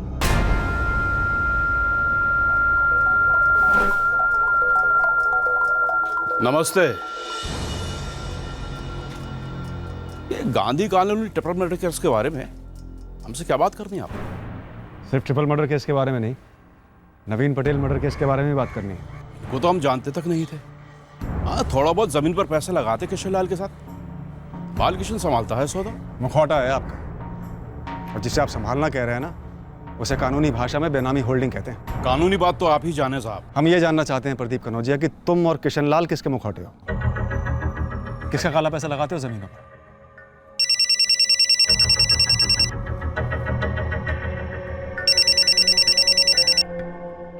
जैन सर। राकेश यादव को गिरफ्तार कर लिया? यस सर, लॉकअप में क्वेश्चनिंग चल रही है। सर, आप लोग ठाने लिए हैं ये सब हमारे माथे पर मरने के लिए? सुने ना भाभी के साथ अफेयर। साला हमको तो बोलते हुए भी घिन आ रहा है। अच्छा, पर एक शादीशुदा औरत के साथ अफेयर करते हुए जरा सी भी घिन नहीं आई? राकेश, पक्की जानकारी हमें कि ना सिर्फ अफेयर था बल्कि मनोज ने तुम दोनों के अफेयर को पकड़ भी लिया था, और छत पर उस रात बियर पीने के अलावा काफी कुछ हुआ था। अरे कुछ भी नहीं हुआ था सर। तोड़ो उस राकेश को, जुर्म कबूल करेगा वो। इंटरोगेशन चल रही है सर। ये भरत खेड़ के किशनलाल की क्वेश्चनिंग क्यों की? बाहुबली है सर, बालकृष्ण के जरिए पैसे इन्वेस्ट करता है। हमें शक है कि किशनलाल ट्रिपल मर्डर के साथ साथ नवीन पटेल मर्डर केस में भी शामिल है। ये नवीन पटेल मर्डर केस सीमापुर थाने का है ना? जी। तो उन्हें संभालने दो। तुम इस राकेश यादव पे फोकस रखो, ध्यान न बटने पाए। ये गलत एंगल काफी टाइम वेस्ट करता है, वैसे ही प्रेशर बहुत है। समझ गया सर। हाँ, हमारी बात बीच में रह गई, आप कुछ कह रहे थे। वो आप पैसों के बारे में पूछ रहे थे। तो पैसा तो हम अपना खुद का लगाते हैं, किसी से नहीं लेते। और रही दूसरी बात, ये नवीन पटेल और मनोज गुप्ता, इनको तो हम जानते तक नहीं थे। तो फिर शायद ये तो जानते होंगे कि बालकृष्ण शुक्ला और चौथा पार्टनर देव कुमार सरोज, उन्होंने कुछ किया है। ये मर्डर के बारे में हमसे क्यों पूछ रहे हैं? लगा दीजिए अपने खबरियों को। दूध का दूध, पानी का पानी ऑटोमेटिक हो जाएगा। मैडम, हमारे हिस्से का पैसा हमारा खुद का कमाई है, हम किसी के बेनामी प्यादा नहीं है। बालकृष्णा है। देव कुमार, तुम लोग 4 पार्टनर्स थे और 3 महीने के अंदर 2 पार्टनर्स के कत्ल हो गए हैं। और हमारी हालत खराब है कि अगला नंबर हमारा तो नहीं। किससे डर रहे हो? किसने मारा है तुम्हारे दोनों पार्टनर्स को? कौन है वो लोग? देव कुमार, तुम किशनलाल और प्रदीप से डर रहे हो? 13 और 14 मार्च दोनों रात हम चौरीपुर सिविल हॉस्पिटल में थे। हमारी सासू आईसीयू में थी। ओह अच्छा, तो आपकी भी मेडिकल सेटिंग है? कोई सेटिंग वेटिंग नहीं है। अरे सरकारी अस्पताल है, किसी से भी आप पूछ लीजिए। हाँ, वो सही कह रहे हैं। प्रदीप कनौजिया की mother in law deluxe room number 4 में एडमिट हैं। मेरा सवाल है कि क्या प्रदीप कनौजिया 13 मार्च की पूरी रात और 14 की पूरी सुबह डीलक्स रूम नंबर 4 में मौजूद था? अब देखिए, उनकी सास यहाँ एडमिट हैं तो वो जाहिर है कि पूरी रात थी, लेकिन पूरे फैमिली में से कौन कौन सारी रात था या फिर कितनी देर था, ये मैं नहीं बता सकता। सीसीटीवी लगवाया नहीं आपने? सर, इस साल के बजट में रिक्वेजिशन डाली गई है सर। डॉक्टर अश्विन, सीधा सवाल, क्या आप मुझसे सच बोल रहे हैं? देखिए, मैं इस हॉस्पिटल का इंचार्ज हूँ और आप मुझ पे शक कर रहे हैं। दोनों, किशनलाल ठाकुर और प्रदीप कनौजिया में से किसी एक ने मेडिकल सफाई दी होती ना तो शायद मैं मान लेता, लेकिन दोनों बाहुबली मेडिकल कारण बता रहे हैं, इसलिए मुझे डाउट है कि दोनों झूठ बोल रहे हैं। तो ये सवाल जाके उनसे पूछिए ना, मुझे क्यों बीच में ले रहे हैं? मैंने तो नहीं कहा था कि वो पूरी रात रूम में थे। इसमें कोई डाउट नहीं है कि दोनों मर्डर केसेस लिंक्ड हैं और दोनों का कनेक्शन किसी प्रॉपर्टी से है। तो फिर राकेश का क्या करें सर? वही जवाब दे रहा है जो अभी तक देता है। मुझे लगता है सर ये शामिल नहीं था। हमारी तरफ धकेला हुआ एंगल है ये राकेश। एक काम करो, 2 कांस्टेबल लगा दो पीछे नाम के वास्ते, इसकी आड़ में असली एंगल को टटोलेंगे। सर, देव कुमार और बालकृष्ण दोनों आ चुके हैं। सर, बालकृष्ण अड़ा हुआ है कि कोई प्रॉपर्टी का मसला नहीं था और देव कुमार डरा हुआ है कि अगला टारगेट वो हो सकता है। पर बता नहीं रहा है कि किससे डरा हुआ। कहता है कि किशनलाल और प्रदीप, इन दोनों से उसको कोई लेना देना नहीं है। सर, ये किशनलाल ठाकुर, प्रदीप कनौजिया, इन दोनों की काफ़ी लंबी चौड़ी क्रिमिनल हिस्ट्री है, पर ये दोनों हर बार बच निकलते हैं, क्योंकि पूरे जिले में एक आदमी ऐसा नहीं है जो इन दोनों के खिलाफ कोई गवाही दे। नितिन, तुम देव कुमार को क्वेश्चन करो, मैं बालकृष्ण को देखता हूँ। वर्षा, तुम संगीता पटेल से यह जानने की कोशिश करो कि उसने देव कुमार, बालकृष्ण के साथ साथ मनोज गुप्ता का नाम क्यों लिया अपने पति के मर्डर केस में। सर, मनोज और नवीन के पास ऐसा क्या था जो उनको मारकर हमारा हो जाता, बताइए। तुम बताओ बालकृष्ण। दरअसल बात कुछ है ही नहीं तो क्या बताएं सर। देखिए, किशनलाल जी और प्रदीप जी हमारे जरिए बिजनेस में पैसा लगाते थे, ये बात सच है, मानते हैं, लेकिन इन दोनों के जरिए हमने मनोज और नवीन को मरवाए हैं, ये बात सच नहीं है सर। तो फिर तुम्हारे दो पार्टनर्स को क्यों मार दिया गया? देखिए सर, पार्टनरशिप सिर्फ धंधे में होती है और लोगों की निजी जिंदगी होती है और निजी दुश्मनियां भी। निजी दुश्मनी का कोई उदाहरण दो। उदाहरण? अब निजी तौर पर अपनी लागत बढ़ाने, हो सकता है उन दोनों ने किसी गलत आदमी से उधार लिया हो और उसने कांड कर गया हो। और एक बात है सर, जरा ध्यान से सोचिए और देखिए, दोनों की बीवियां थी, हो सकता है कि आपस में कुछ मसला हो, मतलब समझ लेने के एंगल दे रहा हूं आपको मैं।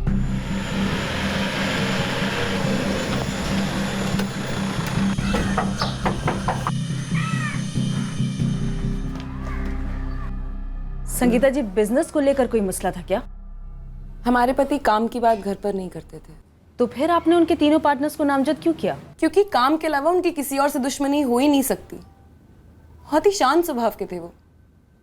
हम उन्हें कभी चिल्लाते नहीं देखे, सिर्फ एक बार छोड़कर, कत्ल से कुछ दिनों पहले। किस पर? उनके पार्टनर मनोज गुप्ता पर। अबे मनोज, ये देव कुमार कैसे राजी हो गया? हमको क्या पता, हमको सच में नहीं पता। लेकिन हमें काहे लगता है कि तुम्हें सब पता है। बकवास मत करो नवीन, तुमको लगता है हम ऐसी चीज में उनका साथ देते? देखो भाई, हम किसी के बारे में अब कुछ भी नहीं कह सकते, बस इतना कहेंगे कि बालकृष्ण ने जो भी कुछ किया है ना, वो सरासर नाइंसाफी है। हमें भी पता है कि ये नाइंसाफी है, तभी तो हम हाँ नहीं कह रहे हैं। एक बात कान खोलकर सुन लो मनोज, अगर तुम तीनों एक साथ भी आ गए ना हमारे खिलाफ, तब भी हम अपना इरादा बदलने वाले नहीं हैं। जो हमारा है वो हमारा है। हमारे पति के कत्ल से कुछ दिनों पहले ही ये झगड़े शुरू हुए थे, तो जाहिर सी बात है मैडम, यही लोग होंगे। मनोज और उसकी फैमिली मार दी गई है।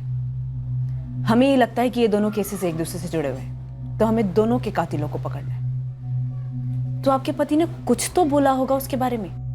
काश कहा होता तो ऐसे खतरनाक लोगों से हम मेल जोल ना रखने देते। क्या आपके पति ने किशनलाल ठाकुर और प्रदीप कनौजिया, इन दोनों के बारे में कभी कोई जिक्र किया? हमने ये नाम उनके मुंह से कभी नहीं सुना। इन दोनों का नाम कौन नहीं सुना है सर? बस अभी इतना जानते थे कि बालकृष्ण उनका भी पैसा हमारी प्रॉपर्टीज में लगाता था, लेकिन सर ना हमारी कभी उनसे मुलाकात हुई है और ना कभी बातचीत। फिर भी तुम्हें इस बात का डर है कि वो लोग तुम्हें मार डालेंगे? हमको नहीं पता सर कि हमको कौन मार डालेगा। सर हमको इतना पता है कि हमारे दो पार्टनर का मर्डर हो चुका है। पर देव कुमार उन्हें मारा क्यों गया है? क्या वो ऐसा कुछ जानते थे जो उन्हें जाना नहीं चाहिए था? क्या वो ऐसा कुछ कर बैठे थे या नहीं कर रहे थे जिसकी वजह से उन्हें मार डाला गया? कोई और बड़े नाम शामिल हैं इसमें? तुम चारों के बीच क्या हुआ था देव कुमार, बोलो। आप और हमको डरा रहे सर। सर एक आप काम कीजिए, आप ना हमको पुलिस प्रोटेक्शन दे दीजिए। सर हमको जिंदा रहना है सर। सर अब क्या लिख के दे? हम जो था हम सब कुछ बता चुके हैं आपको। वो सारी प्रॉपर्टीज जो तुम चारों की थी और जो नवीन और फिर मनोज के मर्डर के बाद सिर्फ तुम दोनों के हाथों में है। ऐसी कोई प्रॉपर्टी इस वक्त है ही नहीं सर। एक थी जो हम लोगों ने बेच दी थी। सर हम भौंके जा रहे कब से कि इन दोनों के मर्डर का हमारे पार्टनरशिप से कोई वास्ता ही नहीं है। इस प्रॉपर्टी का इस मसले में कुछ था ही नहीं सर। तो फिर क्या है तुम्हारे हिसाब से, या कौन है?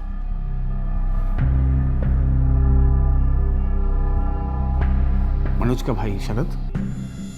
शरद की नवीन पटेल से क्या दुश्मनी हो सकती है? हम ऐसा नहीं कह रहे हैं कि ऐसा ही हुआ होगा, लेकिन ऐसा हो सकता है कि नवीन और मनोज ने आपस में मिलकर कुछ शुरू किया हो, हमारी पार्टनरशिप से परे उनके बीच, और इस शरद की उस पर नजर रही हो। शायद उसने पहले नवीन को रास्ते से निकाला, उसके बाद अपने भाई को भी, और ऐसे जिससे कोई बारिश ना बचे।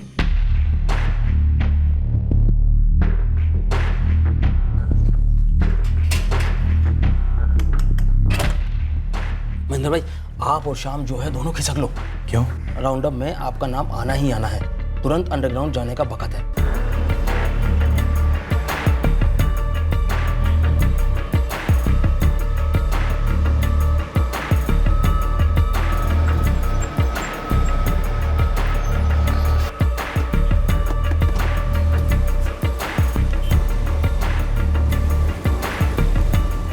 आइए ना, शौक से आइए, और फिर बैठाकर हमको कोई मनगढ़ंत कहानी सुनाइए जो आप लोगों ने बुनी होगी, क्योंकि आप लोग यही तो कर रहे थे टाइम से सर।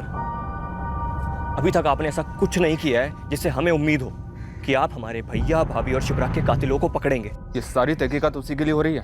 पर हमको ऐसा क्यों लग रहा है कि ये तहकीकात बाकी सब चीजों के लिए हो रही है सर, सिवाय उसके। आप हमसे पूछ रहे हैं कि हम किशन लाल और प्रदीप को कैसे जानते हैं। हद करते हैं सर आप। कितनी बार हम आपको बोल चुके हैं हमें नहीं पता। और सर, अगर हम ऐसे बाहुबलियों के साथ हमारी पहचान होती ना सर, तो हमारे घर में ऐसे आके कोई मर्डर नहीं करता, और ना ही हम आपके रहम के मोहताज होते। सर, किशन लाल ठाकुर और प्रदीप कनौजिया का अरेस्ट वारंट ऑर्डर रोक दिया गया है। सीनियर साहब के ऑफिस से।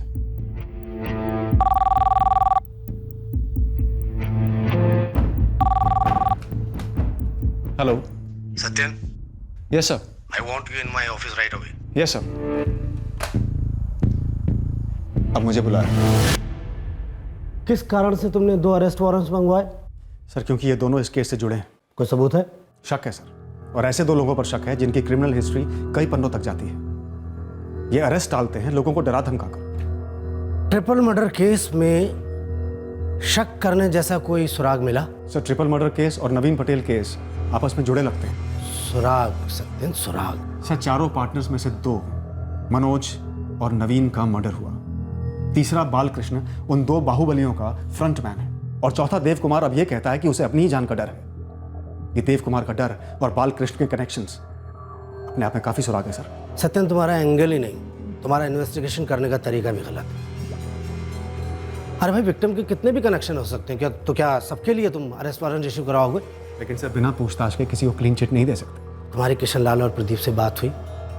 सवाल पूछे थे ना? हाँ, लेकिन जवाब क्या मिला सर? एक कहता है कि वो 13 मार्च को पूरी रात घर पे था, पैर में प्लास्टर बांधकर। दूसरा कहता है कि वो रात भर आईसीयू में था, सास की सेवा कर रहा था। सर, इतना एक्सपीरियंस तो है इन्वेस्टिगेशन का, ये दोनों ही कारण फर्जी मालूम होते हैं। क्या मनोज और इन दोनों के फोन रिकॉर्ड्स में कनेक्शन बने? जी नहीं। क्या इन दोनों के इंस्ट्रूमेंट्स, लोकेशंस 13 तारीख की रात को क्राइम सीन पे थे? जी नहीं, लेकिन क्रिमिनल्स आजकल बहुत शातिर हो गए हैं सर। आजकल क्राइम करने जाते हैं तो फोन लेकर नहीं जाते सर।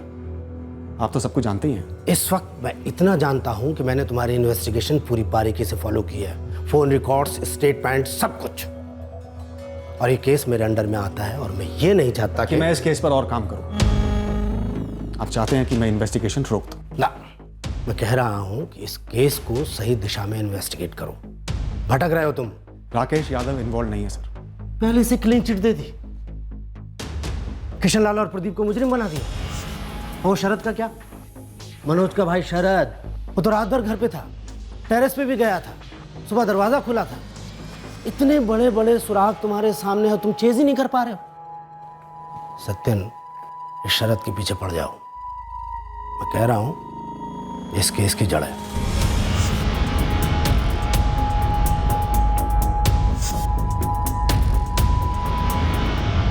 सर, नवीन पटेल की पत्नी संगीता, उसे ना ही पार्टनरशिप की डिटेल्स के बारे में कुछ पता है और न हुए सौदों के बारे में कोई खबर।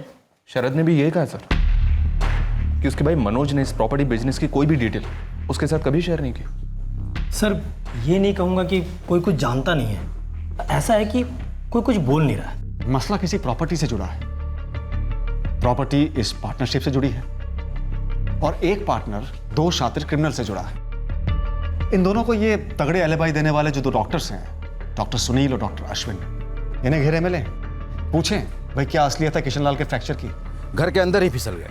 या कितना सच है प्रदीप कनौजिया का ये आईसीयू वाला बहाना। दोनों रात हम चौरीपुर सिविल हॉस्पिटल में थे। क्या लगता है सच उगलवा पाएंगे?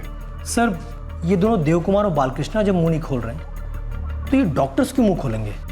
सर, ये मामला काफ़ी कॉम्प्लिकेटेड है। दरअसल हमें सीनियर सर के ऑर्डर के खिलाफ जाकर इन्वेस्टिगेशन करनी होगी। मेरा मतलब है वही सारे एंगल्स खंगालने होंगे जो वो नहीं चाहते कि हम छुएं। फिर भी कोशिश करते हैं। मैं तुम्हें फ़ोन करने ही वाला था सत्यन, अच्छा हो तुमने सामने से कर दिया। सर मुझे आपकी हेल्प चाहिए, नाजुक मसला है, वरना मैं आपको फ़ोन नहीं करता सर। मसला नाजुक नहीं सत्यन, गंभीर है, बहुत गंभीर। सर आई नो, इसीलिए तो मैं हेल्प मांग रहा हूँ। मैं तुम्हें कोई हेल्प नहीं कर सकता, आई एम सॉरी। सर आपको मैटर पता है? हाँ, मैंने अभी अभी तुम्हारी फाइल पढ़ी, मेरे सामने ही पढ़ी। सर मुझे फ्री हैंड चाहिए इन्वेस्टिगेशन में, मैं इन दोनों बाहुबलियों को गिरफ्तार करना चाहता हूँ। तुम ये केस इन्वेस्टिगेट कैसे कर सकते हो सत्यन, जबकि तुम्हारे खुद के खिलाफ इतने गंभीर चार्जेस हैं? मेरे खिलाफ चार्जेस? मानव अधिकारों के उल्लंघन की लंबी लिस्ट है, फिर पॉलिटिकल रैली के दौरान लापरवाही का चार्ज, और सबसे गंभीर मोलेस्टेशन का चार्ज। ये हो क्या रहा है सत्यन?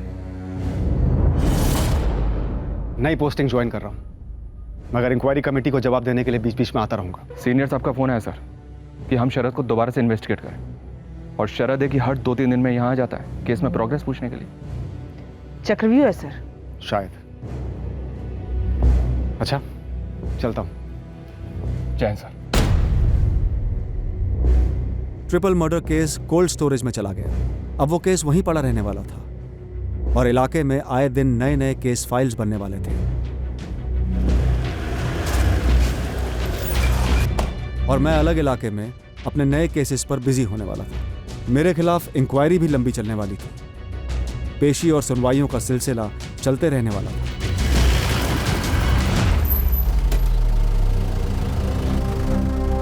और मैं यहाँ मानसीगंज थाने का चार्ज लेने वाला था, और ये केस कुछ समय तक मेरे रडार में आने ही नहीं वाला था।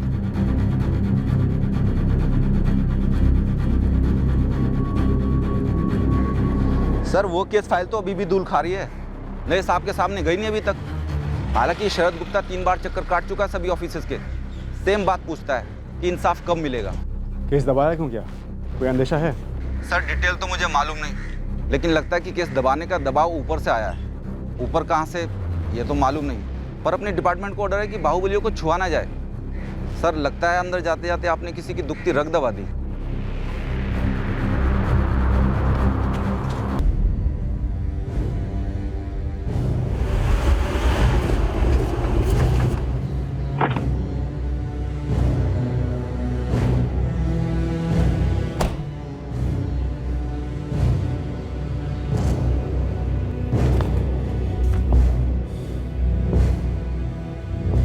May I come in, sir? या सर, मानसीगंज, सीमापुर, भरतखेड़ी, चौरीपुर सभी थाने के एसओचओज और इंस्पेक्टर्स की मीटिंग बुलाओ कल सुबह शार्प 9:30। जी सर। और साथ में सारे केसेस नए पुराने सभी की फाइल्स मेरे टेबल पे चाहिए। जी सर।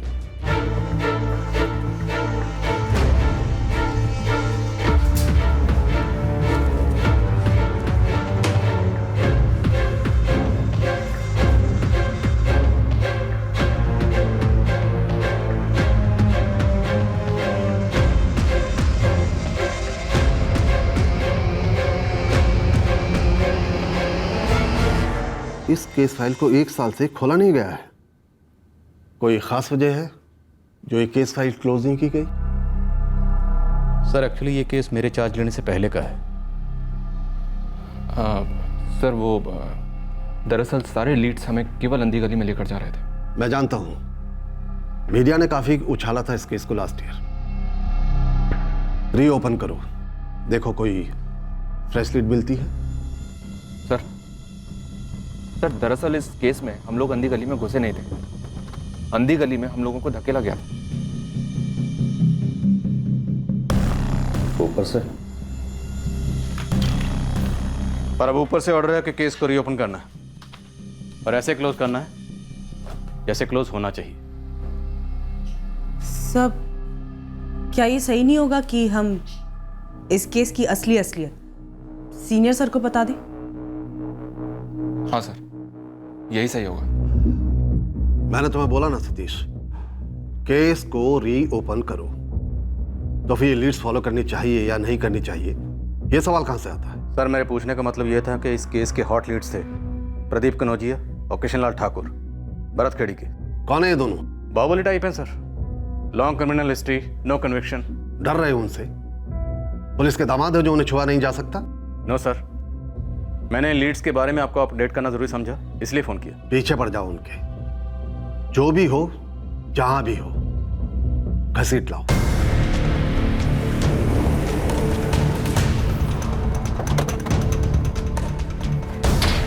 जी साहब।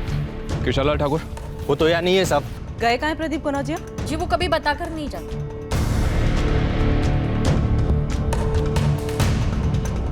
The number you have called is currently switched off. टहलने गए हैं, सामान समेत भागे हैं। फोन बंद क्यों आ रहा है उनका? देखिए, हमारे मिस्टर भागने वालों में से नहीं है। शायद आप जानते नहीं उनको। नए भर्ती हुए हो का? कह दीजिएगा किशनलाल ठाकुर से मानसिंह थाने में रिपोर्ट करें जल्द से जल्द, तमीज और कायदे के साथ। ओ मैडम, कहाँ खड़ी होकर धमकी दे रही हो मालूम है? और किसको धमकी दे रही हो? हमको? कल सुबह 10 बजे से पहले थाने में हाजिर होने को बोल देना।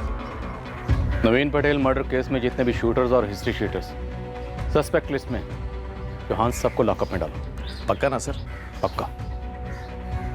इस केस की हिस्ट्री पता है मुझे। Okay sir.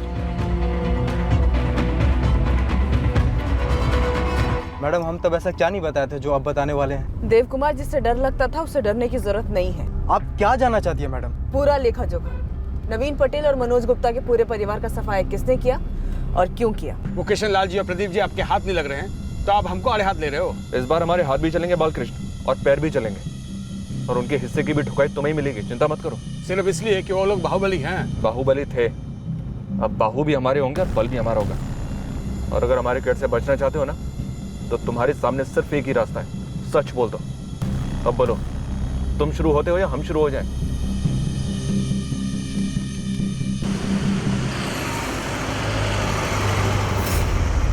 ठाकुर साहब फोन जा रहा है। हेलो, कहाँ हो प्रदीप? फोन टैप किया होंगे किशन। अरे नहीं बे, ताजा सिम है, जल्दी बोल। नए ऑफिसर से बात हुई कि नहीं? नहीं हुई। अपने बंदे ने बोला कि नया वाला सुनेगा नहीं, सीधा है वो। अरे ऐसा कुछ सुनाओ कि वो सुने। रेट तो पता कर साले का। अभी नहीं किशन, ताजा पोस्टिंग हुई है उसकी। अरे बाल किशन को उठा लिया उसने, और वो बुढ़वा को उल्टा सीधा कुछ बोल दिया ना तो अपना खामखा सरदर्द हो जाएगा। अपने बंदे ने क्या बोला? वो भी नया राग गा रहा है, कायदा कानून बतिया रहा है। हम कहे कि थोड़ा टाइम जाने दो, सही वक्त आने पर सही ऑफर करेंगे। आ जाएगा अपनी पार्टी में। हर आदमी का एक रेट होता है, इसका भी होगा, पता कर। ये तो सरासर नाइंसाफी है।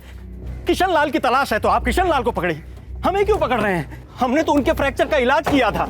एक हॉस्पिटल के मेडिकल इंचार्ज पर आप 3rd डिग्री यूज करेंगी ताकि मैं कोई झूठा बयान दे दूं? अश्विन जी, आप एक बार झूठा बयान दे चुके हैं, इस बार सच वाला बयान चाहिए। प्यार से पूछिए, प्यार से जवाब दीजिएगा। ले चलो। साहब महेंद्र और शाम दोनों को बैक टू पवेलियन बुला लिया है। कब पहुंचेंगे वो? आज ही शाम दोनों को बस अड्डे से उठा लीजिए। प्रदीप कनौजिया के 2 बंदे, देव कुमार और बालकृष्ण, पहले ही बोल चुके हैं कि 13 मार्च 2017 को प्रदीप चौरीपुर में था ही नहीं, और आपका हॉस्पिटल चौरीपुर में ही है। आपको क्रिमिनल का साथ देने के चार्ज पर गिरफ्तार कर सकते हैं हम। क्या आप मुझे बता सकते हैं कि प्रदीप जी को अब तक कौन बचा रहा था? आपको वो सब जानने की जरूरत नहीं है। आप अपना बयान लिखित में देंगे, और इस बार सच।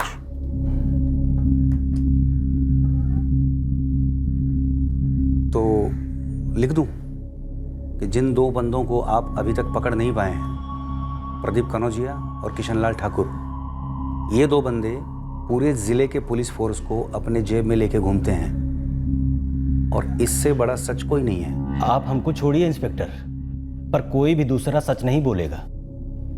आप पूरे भरत खेड़ी में ऐसा बंदा ढूंढ के लाइए जो ये बोल दे कि किशन लाल जी ने एक्सरे नहीं बनवाया। एक बंदा है ऐसा,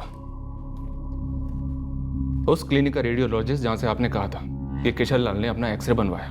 अब तो हमको बेकार में डरा रहे हैं। हमसे डरना किशन लाल से डरने से कहीं ज्यादा बेहतर है। सुनिए, अचानक से आप लोग इतने ढीठ कैसे हो गए? किशन लाल जी तो आप लोगों से डरने से रहे, पर अब डरेंगे, और बहुत ज्यादा डरेंगे। बस एक बार आप अपना स्टेटमेंट दे दीजिए, एकदम सही, वरना झूठा एक्सरे बनाकर एक मर्डर केस में आपको भागीदार बनाया जाएगा। ठीक है, सुनिए, किशन लाल जी के पैर में कोई फ्रैक्चर नहीं था, पर हमारे सर पे बंदूक थी।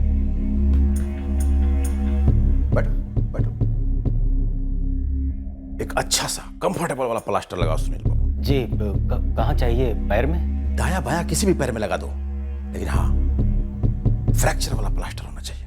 और एक बढ़िया वाला एक्सरे लगेगा, टूटी हुई हड्डी वाला। और चलो एक काम करो, दाएं पैर में ही लगा दो। और हाँ, रिपोर्ट ऐसी बनाना कि लगे बुरी तरह टूटा है। जी समझ गया किशनलाल जी। किस चार्ज पे गिरफ्तार करेंगे मुझे? क्योंकि हॉस्पिटल में आने जाने वाले लोगों का हम कोई रिकॉर्ड तो रखते नहीं है। तो आप कबूल करते हैं कि आपने झूठ बोला था डॉक्टर अश्विन? झूठ नहीं बोलता तो मेरे परिवार से कोई अगवा होता और आप इसी तरह हाथ पे हाथ धरे बैठे रहते। हमें मत बताओ कि आने जाने वालों का कोई रिकॉर्ड नहीं होता। हमारा रिकॉर्ड आप होंगे। आप खुद बोलेंगे अश्विन जी, हम 13 की रात को यहीं थे और अपनी सासू माँ की सेवा कर रहे थे। जी लेकिन कुछ मत कहिए। नमस्ते। अभी अचानक से इतना क्या बदल गया है कि आप एकदम उनके गिरबान तक पहुंचना चाहते हैं? अब अपना स्टेटमेंट लिखिए डॉक्टर, इसके बाद उनका गिरबान हमारे हाथ में होगा।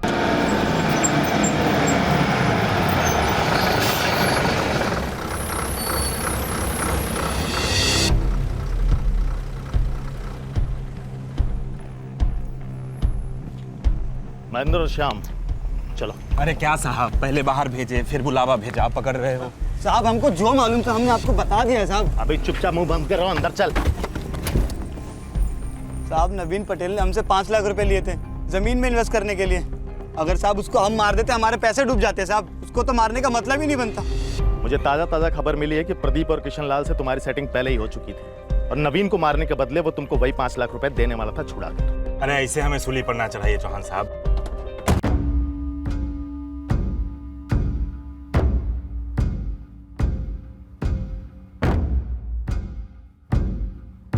सारे इलाके में नाकाबंदी लगवा दो, जहां भी है जिस बल में है खींच निकालो।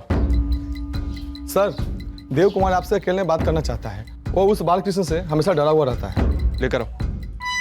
चलो, सिर्फ देव कुमार।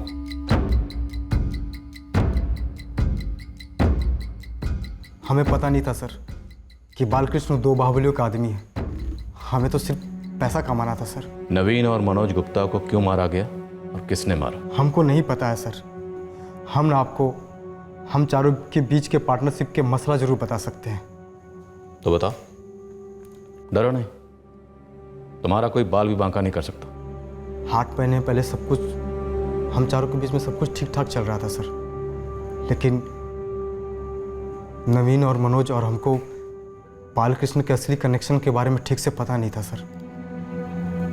मसला? 6 महीने पहले एक मसला खड़ा हुआ सर, जमीन को लेकर, जो हमने 2 साल पहले खरीदी थी। कहाँ? सीमापुर हाईवे के पास सर, जो अब इंडस्ट्रियल इलाका घोषित हो चुका है, जहां फैक्ट्रियों की बाढ़ आने वाली है। इसके चलते वो हमारी जमीन जो हमें सस्ते में मिली थी, अब उसका दाम 3 गुना हो गया था। जैसे ज़मीनों का दाम बढ़ते थे सर, हम उसको बेच देते थे, लेकिन सीमापुर वाली ज़मीन हम बचा के रखे थे इस उम्मीद से कि इसका दाम और भी बढ़ सकता है। ऐसे कैसे यार? इसमें तो सबसे ज़्यादा मुनाफा सिर्फ तुझे होगा बालकृष्ण। और क्या नवीन और मनोज एग्री हुए अपना हिस्सा बेचने को तुझे? हो जाएंगे एग्री, पर पहले तू एग्री होगा तो उनको एग्री करने में आसानी होगी। हम क्यों एग्री हुए यार? हमको भी ऊंचा दाम चाहिए ना। ये जमीन किशनलाल ठाकुर और प्रदीप कनौजिया को चाहिए। तुझे उनसे पंगे लेने हैं, बोल। उन लोगों से पंगा तो सर आप लोग भी नहीं लेते, तो हम कौन चीज़ है सर? आगे? नवीन और मनोज अड़ गए थे सर, वो अपना जमीन का हिस्सा बेचने को तैयार नहीं थे।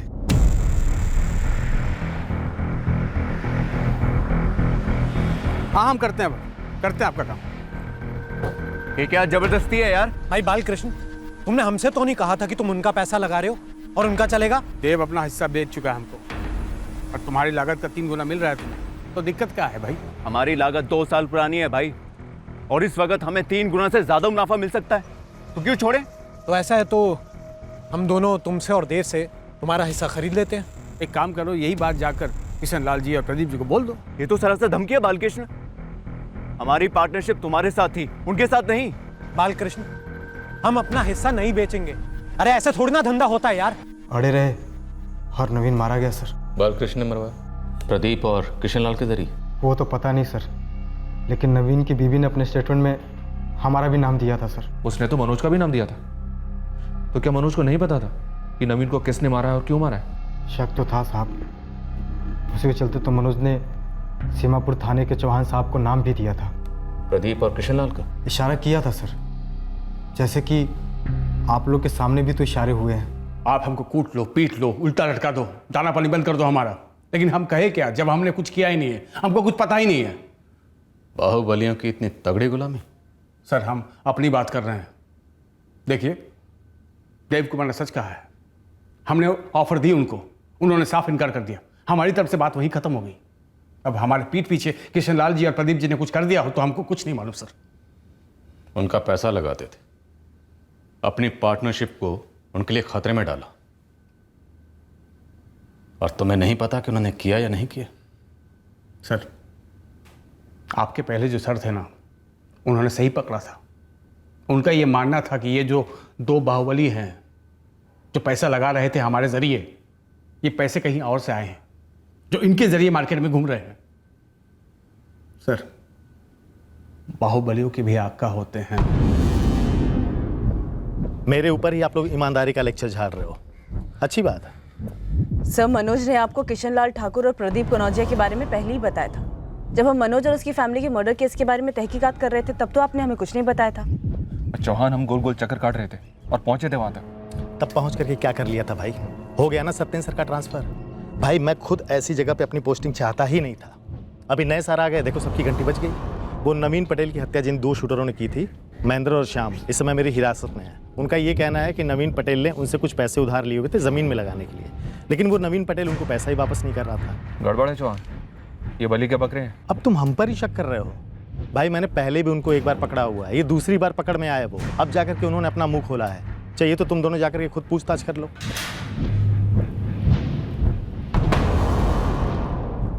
अब बता तो दिए चौहान साहब को सब कुछ, हमने ही मारा है नवीन पटेल को। साहब 5 लाख रुपए लिए थे हमसे, लौटा नहीं रहा था, और ऊपर से ज़मीन का भाव भी बढ़ता जा रहा था। असल तो छोड़िए, हमारा ब्याज तक नहीं दे रहा था नवीन। और अगले हफ्ते करते करते 6 महीने हो गए थे साहब, हमारा भी दिमाग सनक गया था।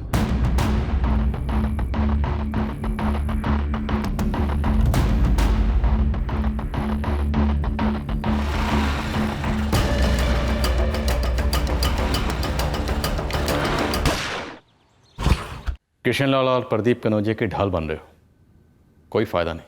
अभी इतना बताने के बाद आपको लगता है कि हम किसी के ढाल बन रहे हैं, तो आपको जो सही लगे आप कर लो साहब। तुम लोगों की सेटिंग नहीं है किशनलाल और प्रदीप के साथ?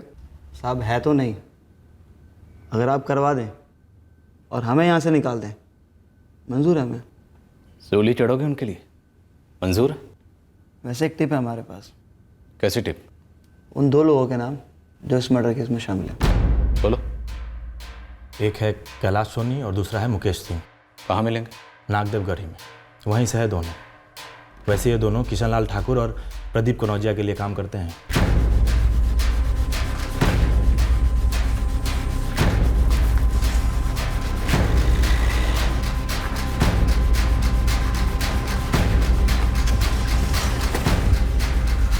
सर दरअसल मुकेश सिंह और कैलाश सोनी सिर्फ तो मोहरे हैं, असली मास्टरमाइंड किशनलाल और प्रदीप कनौजिया हैं। ये सारा कांड एक जमीन के लिए हुआ? जी सर। उन दोनों ने कबूल किया है कि जिस रात वो मनोज का कत्ल करने गए थे, किशनलाल और प्रदीप भी वहीं मौजूद थे। सर हमको नहीं मालूम था कि फैमिली भी साथ होगा। हम फैमिली को मारने थोड़ी ना गए थे, हम सिर्फ मनोज को मारने गए थे। मनोज को पहले से जानते थे? बालकृष्ण। बालकृष्ण, वो दिखा दिया था मनोज को एक बारी दूर से। बालकृष्ण भी इस सब में शामिल था? नहीं, साजिश में शामिल था। मर्डर तो हम दोनों ही किए थे, वो तो उस दिन वहाँ था भी नहीं। पर किशनलाल और प्रदीप साथ में थे, तुम चारों चढ़े थे छत पर?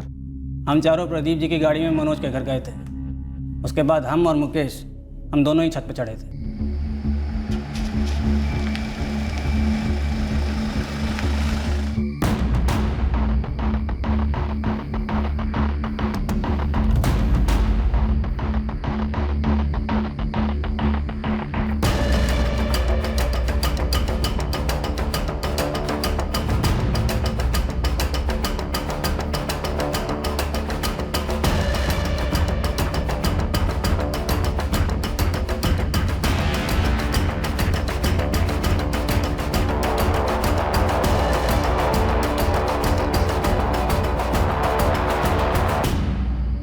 सर तय तो ही हुआ था कि छत के रास्ते घर में घुसेंगे, काम करेंगे और निकल लेंगे, लेकिन हमको तो मनोज छत पर ही मिल गया।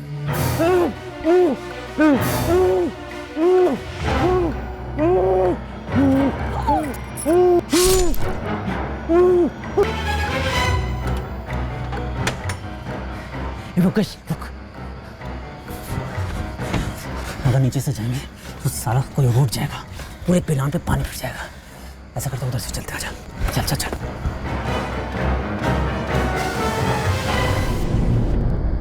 काम हो गया बढ़िया से? काम तो हो गया ठाकुर साहब, खाली 2 मर्डर और हो गया है। और 2 कौन? एक औरत थी, एक बच्ची भी, बच्चा रहा होगा उसका, दोनों जग गया था तो पीछे नहीं छोड़ सकते थे तो मार दिए। मनोज खत्म हो गया, अपना काम हो गया, फटाक से गाड़ी में बैठो और निकलिए यहाँ से। मनोज की बीवी और बच्चे कोलेटरल डैमेज थे सर। ये दोनों सो कॉल्ड बाहुबली बेनामी पैसा इन्वेस्ट कर रहे हैं, तो कई ऊंचे लेवल के लोगों का पैसा हो सकता है, पॉलिटिशियन फॉर एग्जाम्पल। बिल्कुल सर, तभी तो इनके पास जिले में इतनी पावर रही होगी।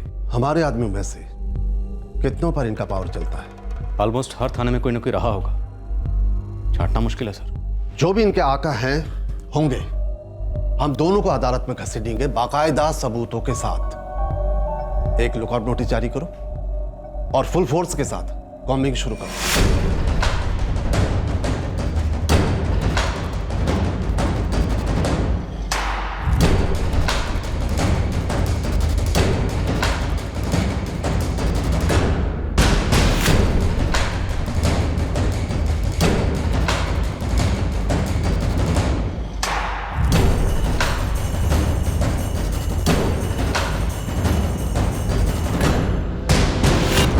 एक हफ्ते बाद हमें खबर मिली कि प्रदीप कनौजिया भरत खेड़ी की तरफ निकल पड़ा। जिस गाड़ी में वो आ रहा था उसकी डिटेल्स हमारे हाथ लग गई।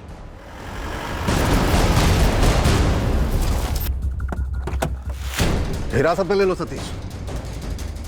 अगर अरेस्ट करने में बाधा पहुंचाए, भाग जाए, हथियार निकाले, तो जो सही कदम है वो उठाओ।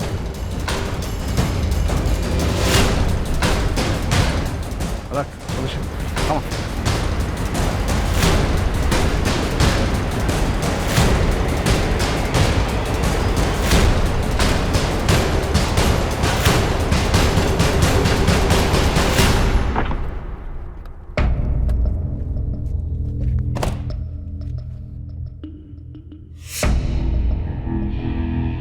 गाड़ी में जितने भी लोग हैं बाहर आने के लिए बोलो।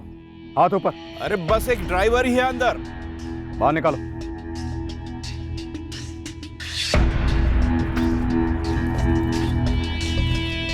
अरे साहब, हम खुद ही खबर भेजे थे कि हम आ रहे हैं भरत खेड़ी।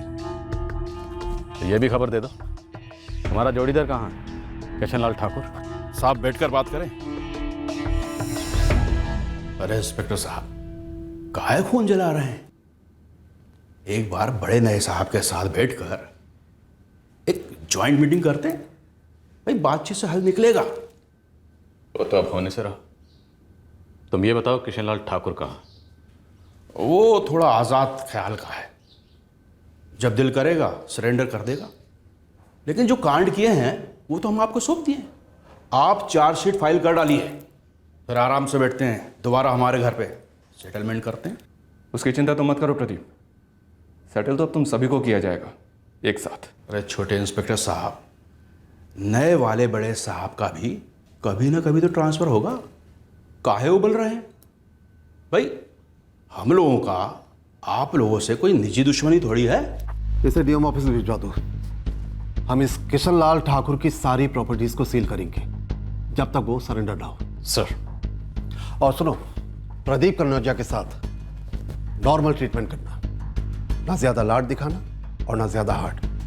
अगर उसके वकील ह्यूमन राइट्स वालों को कुछ लिख भेजेंगे तो तब की तब देखेंगे।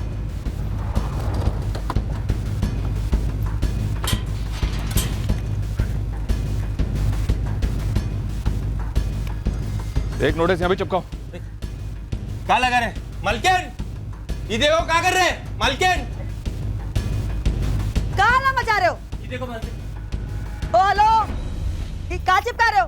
हाँ, क्या चल क्या रहा है? सिर्फ 3 दिन की मोहलत है ठकुराइन जी। परिवार समेत इस घर को खाली कर दीजिए, नीलामी होने वाली है इस घर की। अच्छा, हलवा पूरी समझे? कचहरी जाएंगे हम। बिल्कुल जाइए, और आपके पति किशनलाल ठाकुर जहां कहीं भी हैं उनसे भी कह दीजिए कि कोर्ट में हर जगह पुलिस तैनात है। अगर 3 दिन के अंदर वो अदालत में पेश नहीं हुए ना तो हम वापस आएंगे और इस घर को खाली करवाएंगे। हेलो, 1 मिनट साहब, ठाकुर साहब बात करेंगे। इंस्पेक्टर साहब, तो आप हमारे घर का नीलामी कराएंगे? अगर नहीं चाहते तो शाम 6 बजे तक का वक्त दे रहा हूँ, सरेंडर कर दो। अगर हम जेल गए भी ना तो आपके पलक झपकने से पहले जेल से बाहर हम आ भी जाएंगे। ये हमारे लिए कोई नया बात नहीं है, समझ गए? इस बार नया है। अरे क्या बच्चा जैसा जीत कर रहे हैं? बोलिए कब बात करना है? जहाँ भी छुप कर बैठे हो ना, जल्दी निकल लो। 6 बजने में ज़्यादा वक्त नहीं बचा। ये नया ऑफिसर त्यागी का कहाँ हुआ? सर फोन नहीं उठा रहे वो। चलो कोई नहीं, एक काम करो, अपने वकील साहब को फोन लगाओ।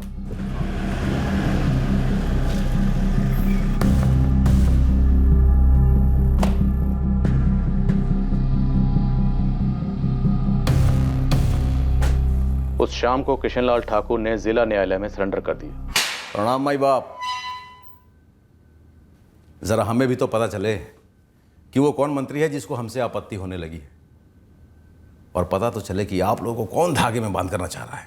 नाचना नचाना तभी शुरू हुआ है, असली खेल तो अब शुरू होगा। त्यागी साहब को मेरा प्रणाम बोलिएगा और कहिएगा कि एक बार मुंह दिखाई तो बनती है। काहे शर्मा रहे हैं हमसे? हमें तो यही रहना है। बिल्कुल सही कहा, अब तुम्हें यहीं रहना।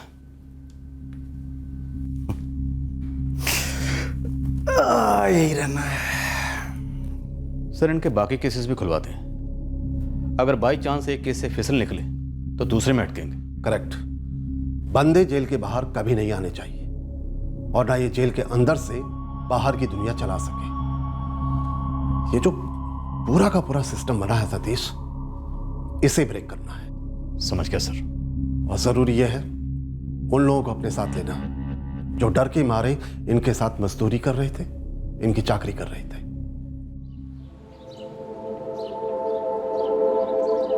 मनोज भैया को भनक तक नहीं लगी यार कि उनके पार्टनर्स किस मिट्टी के बने हुए थे।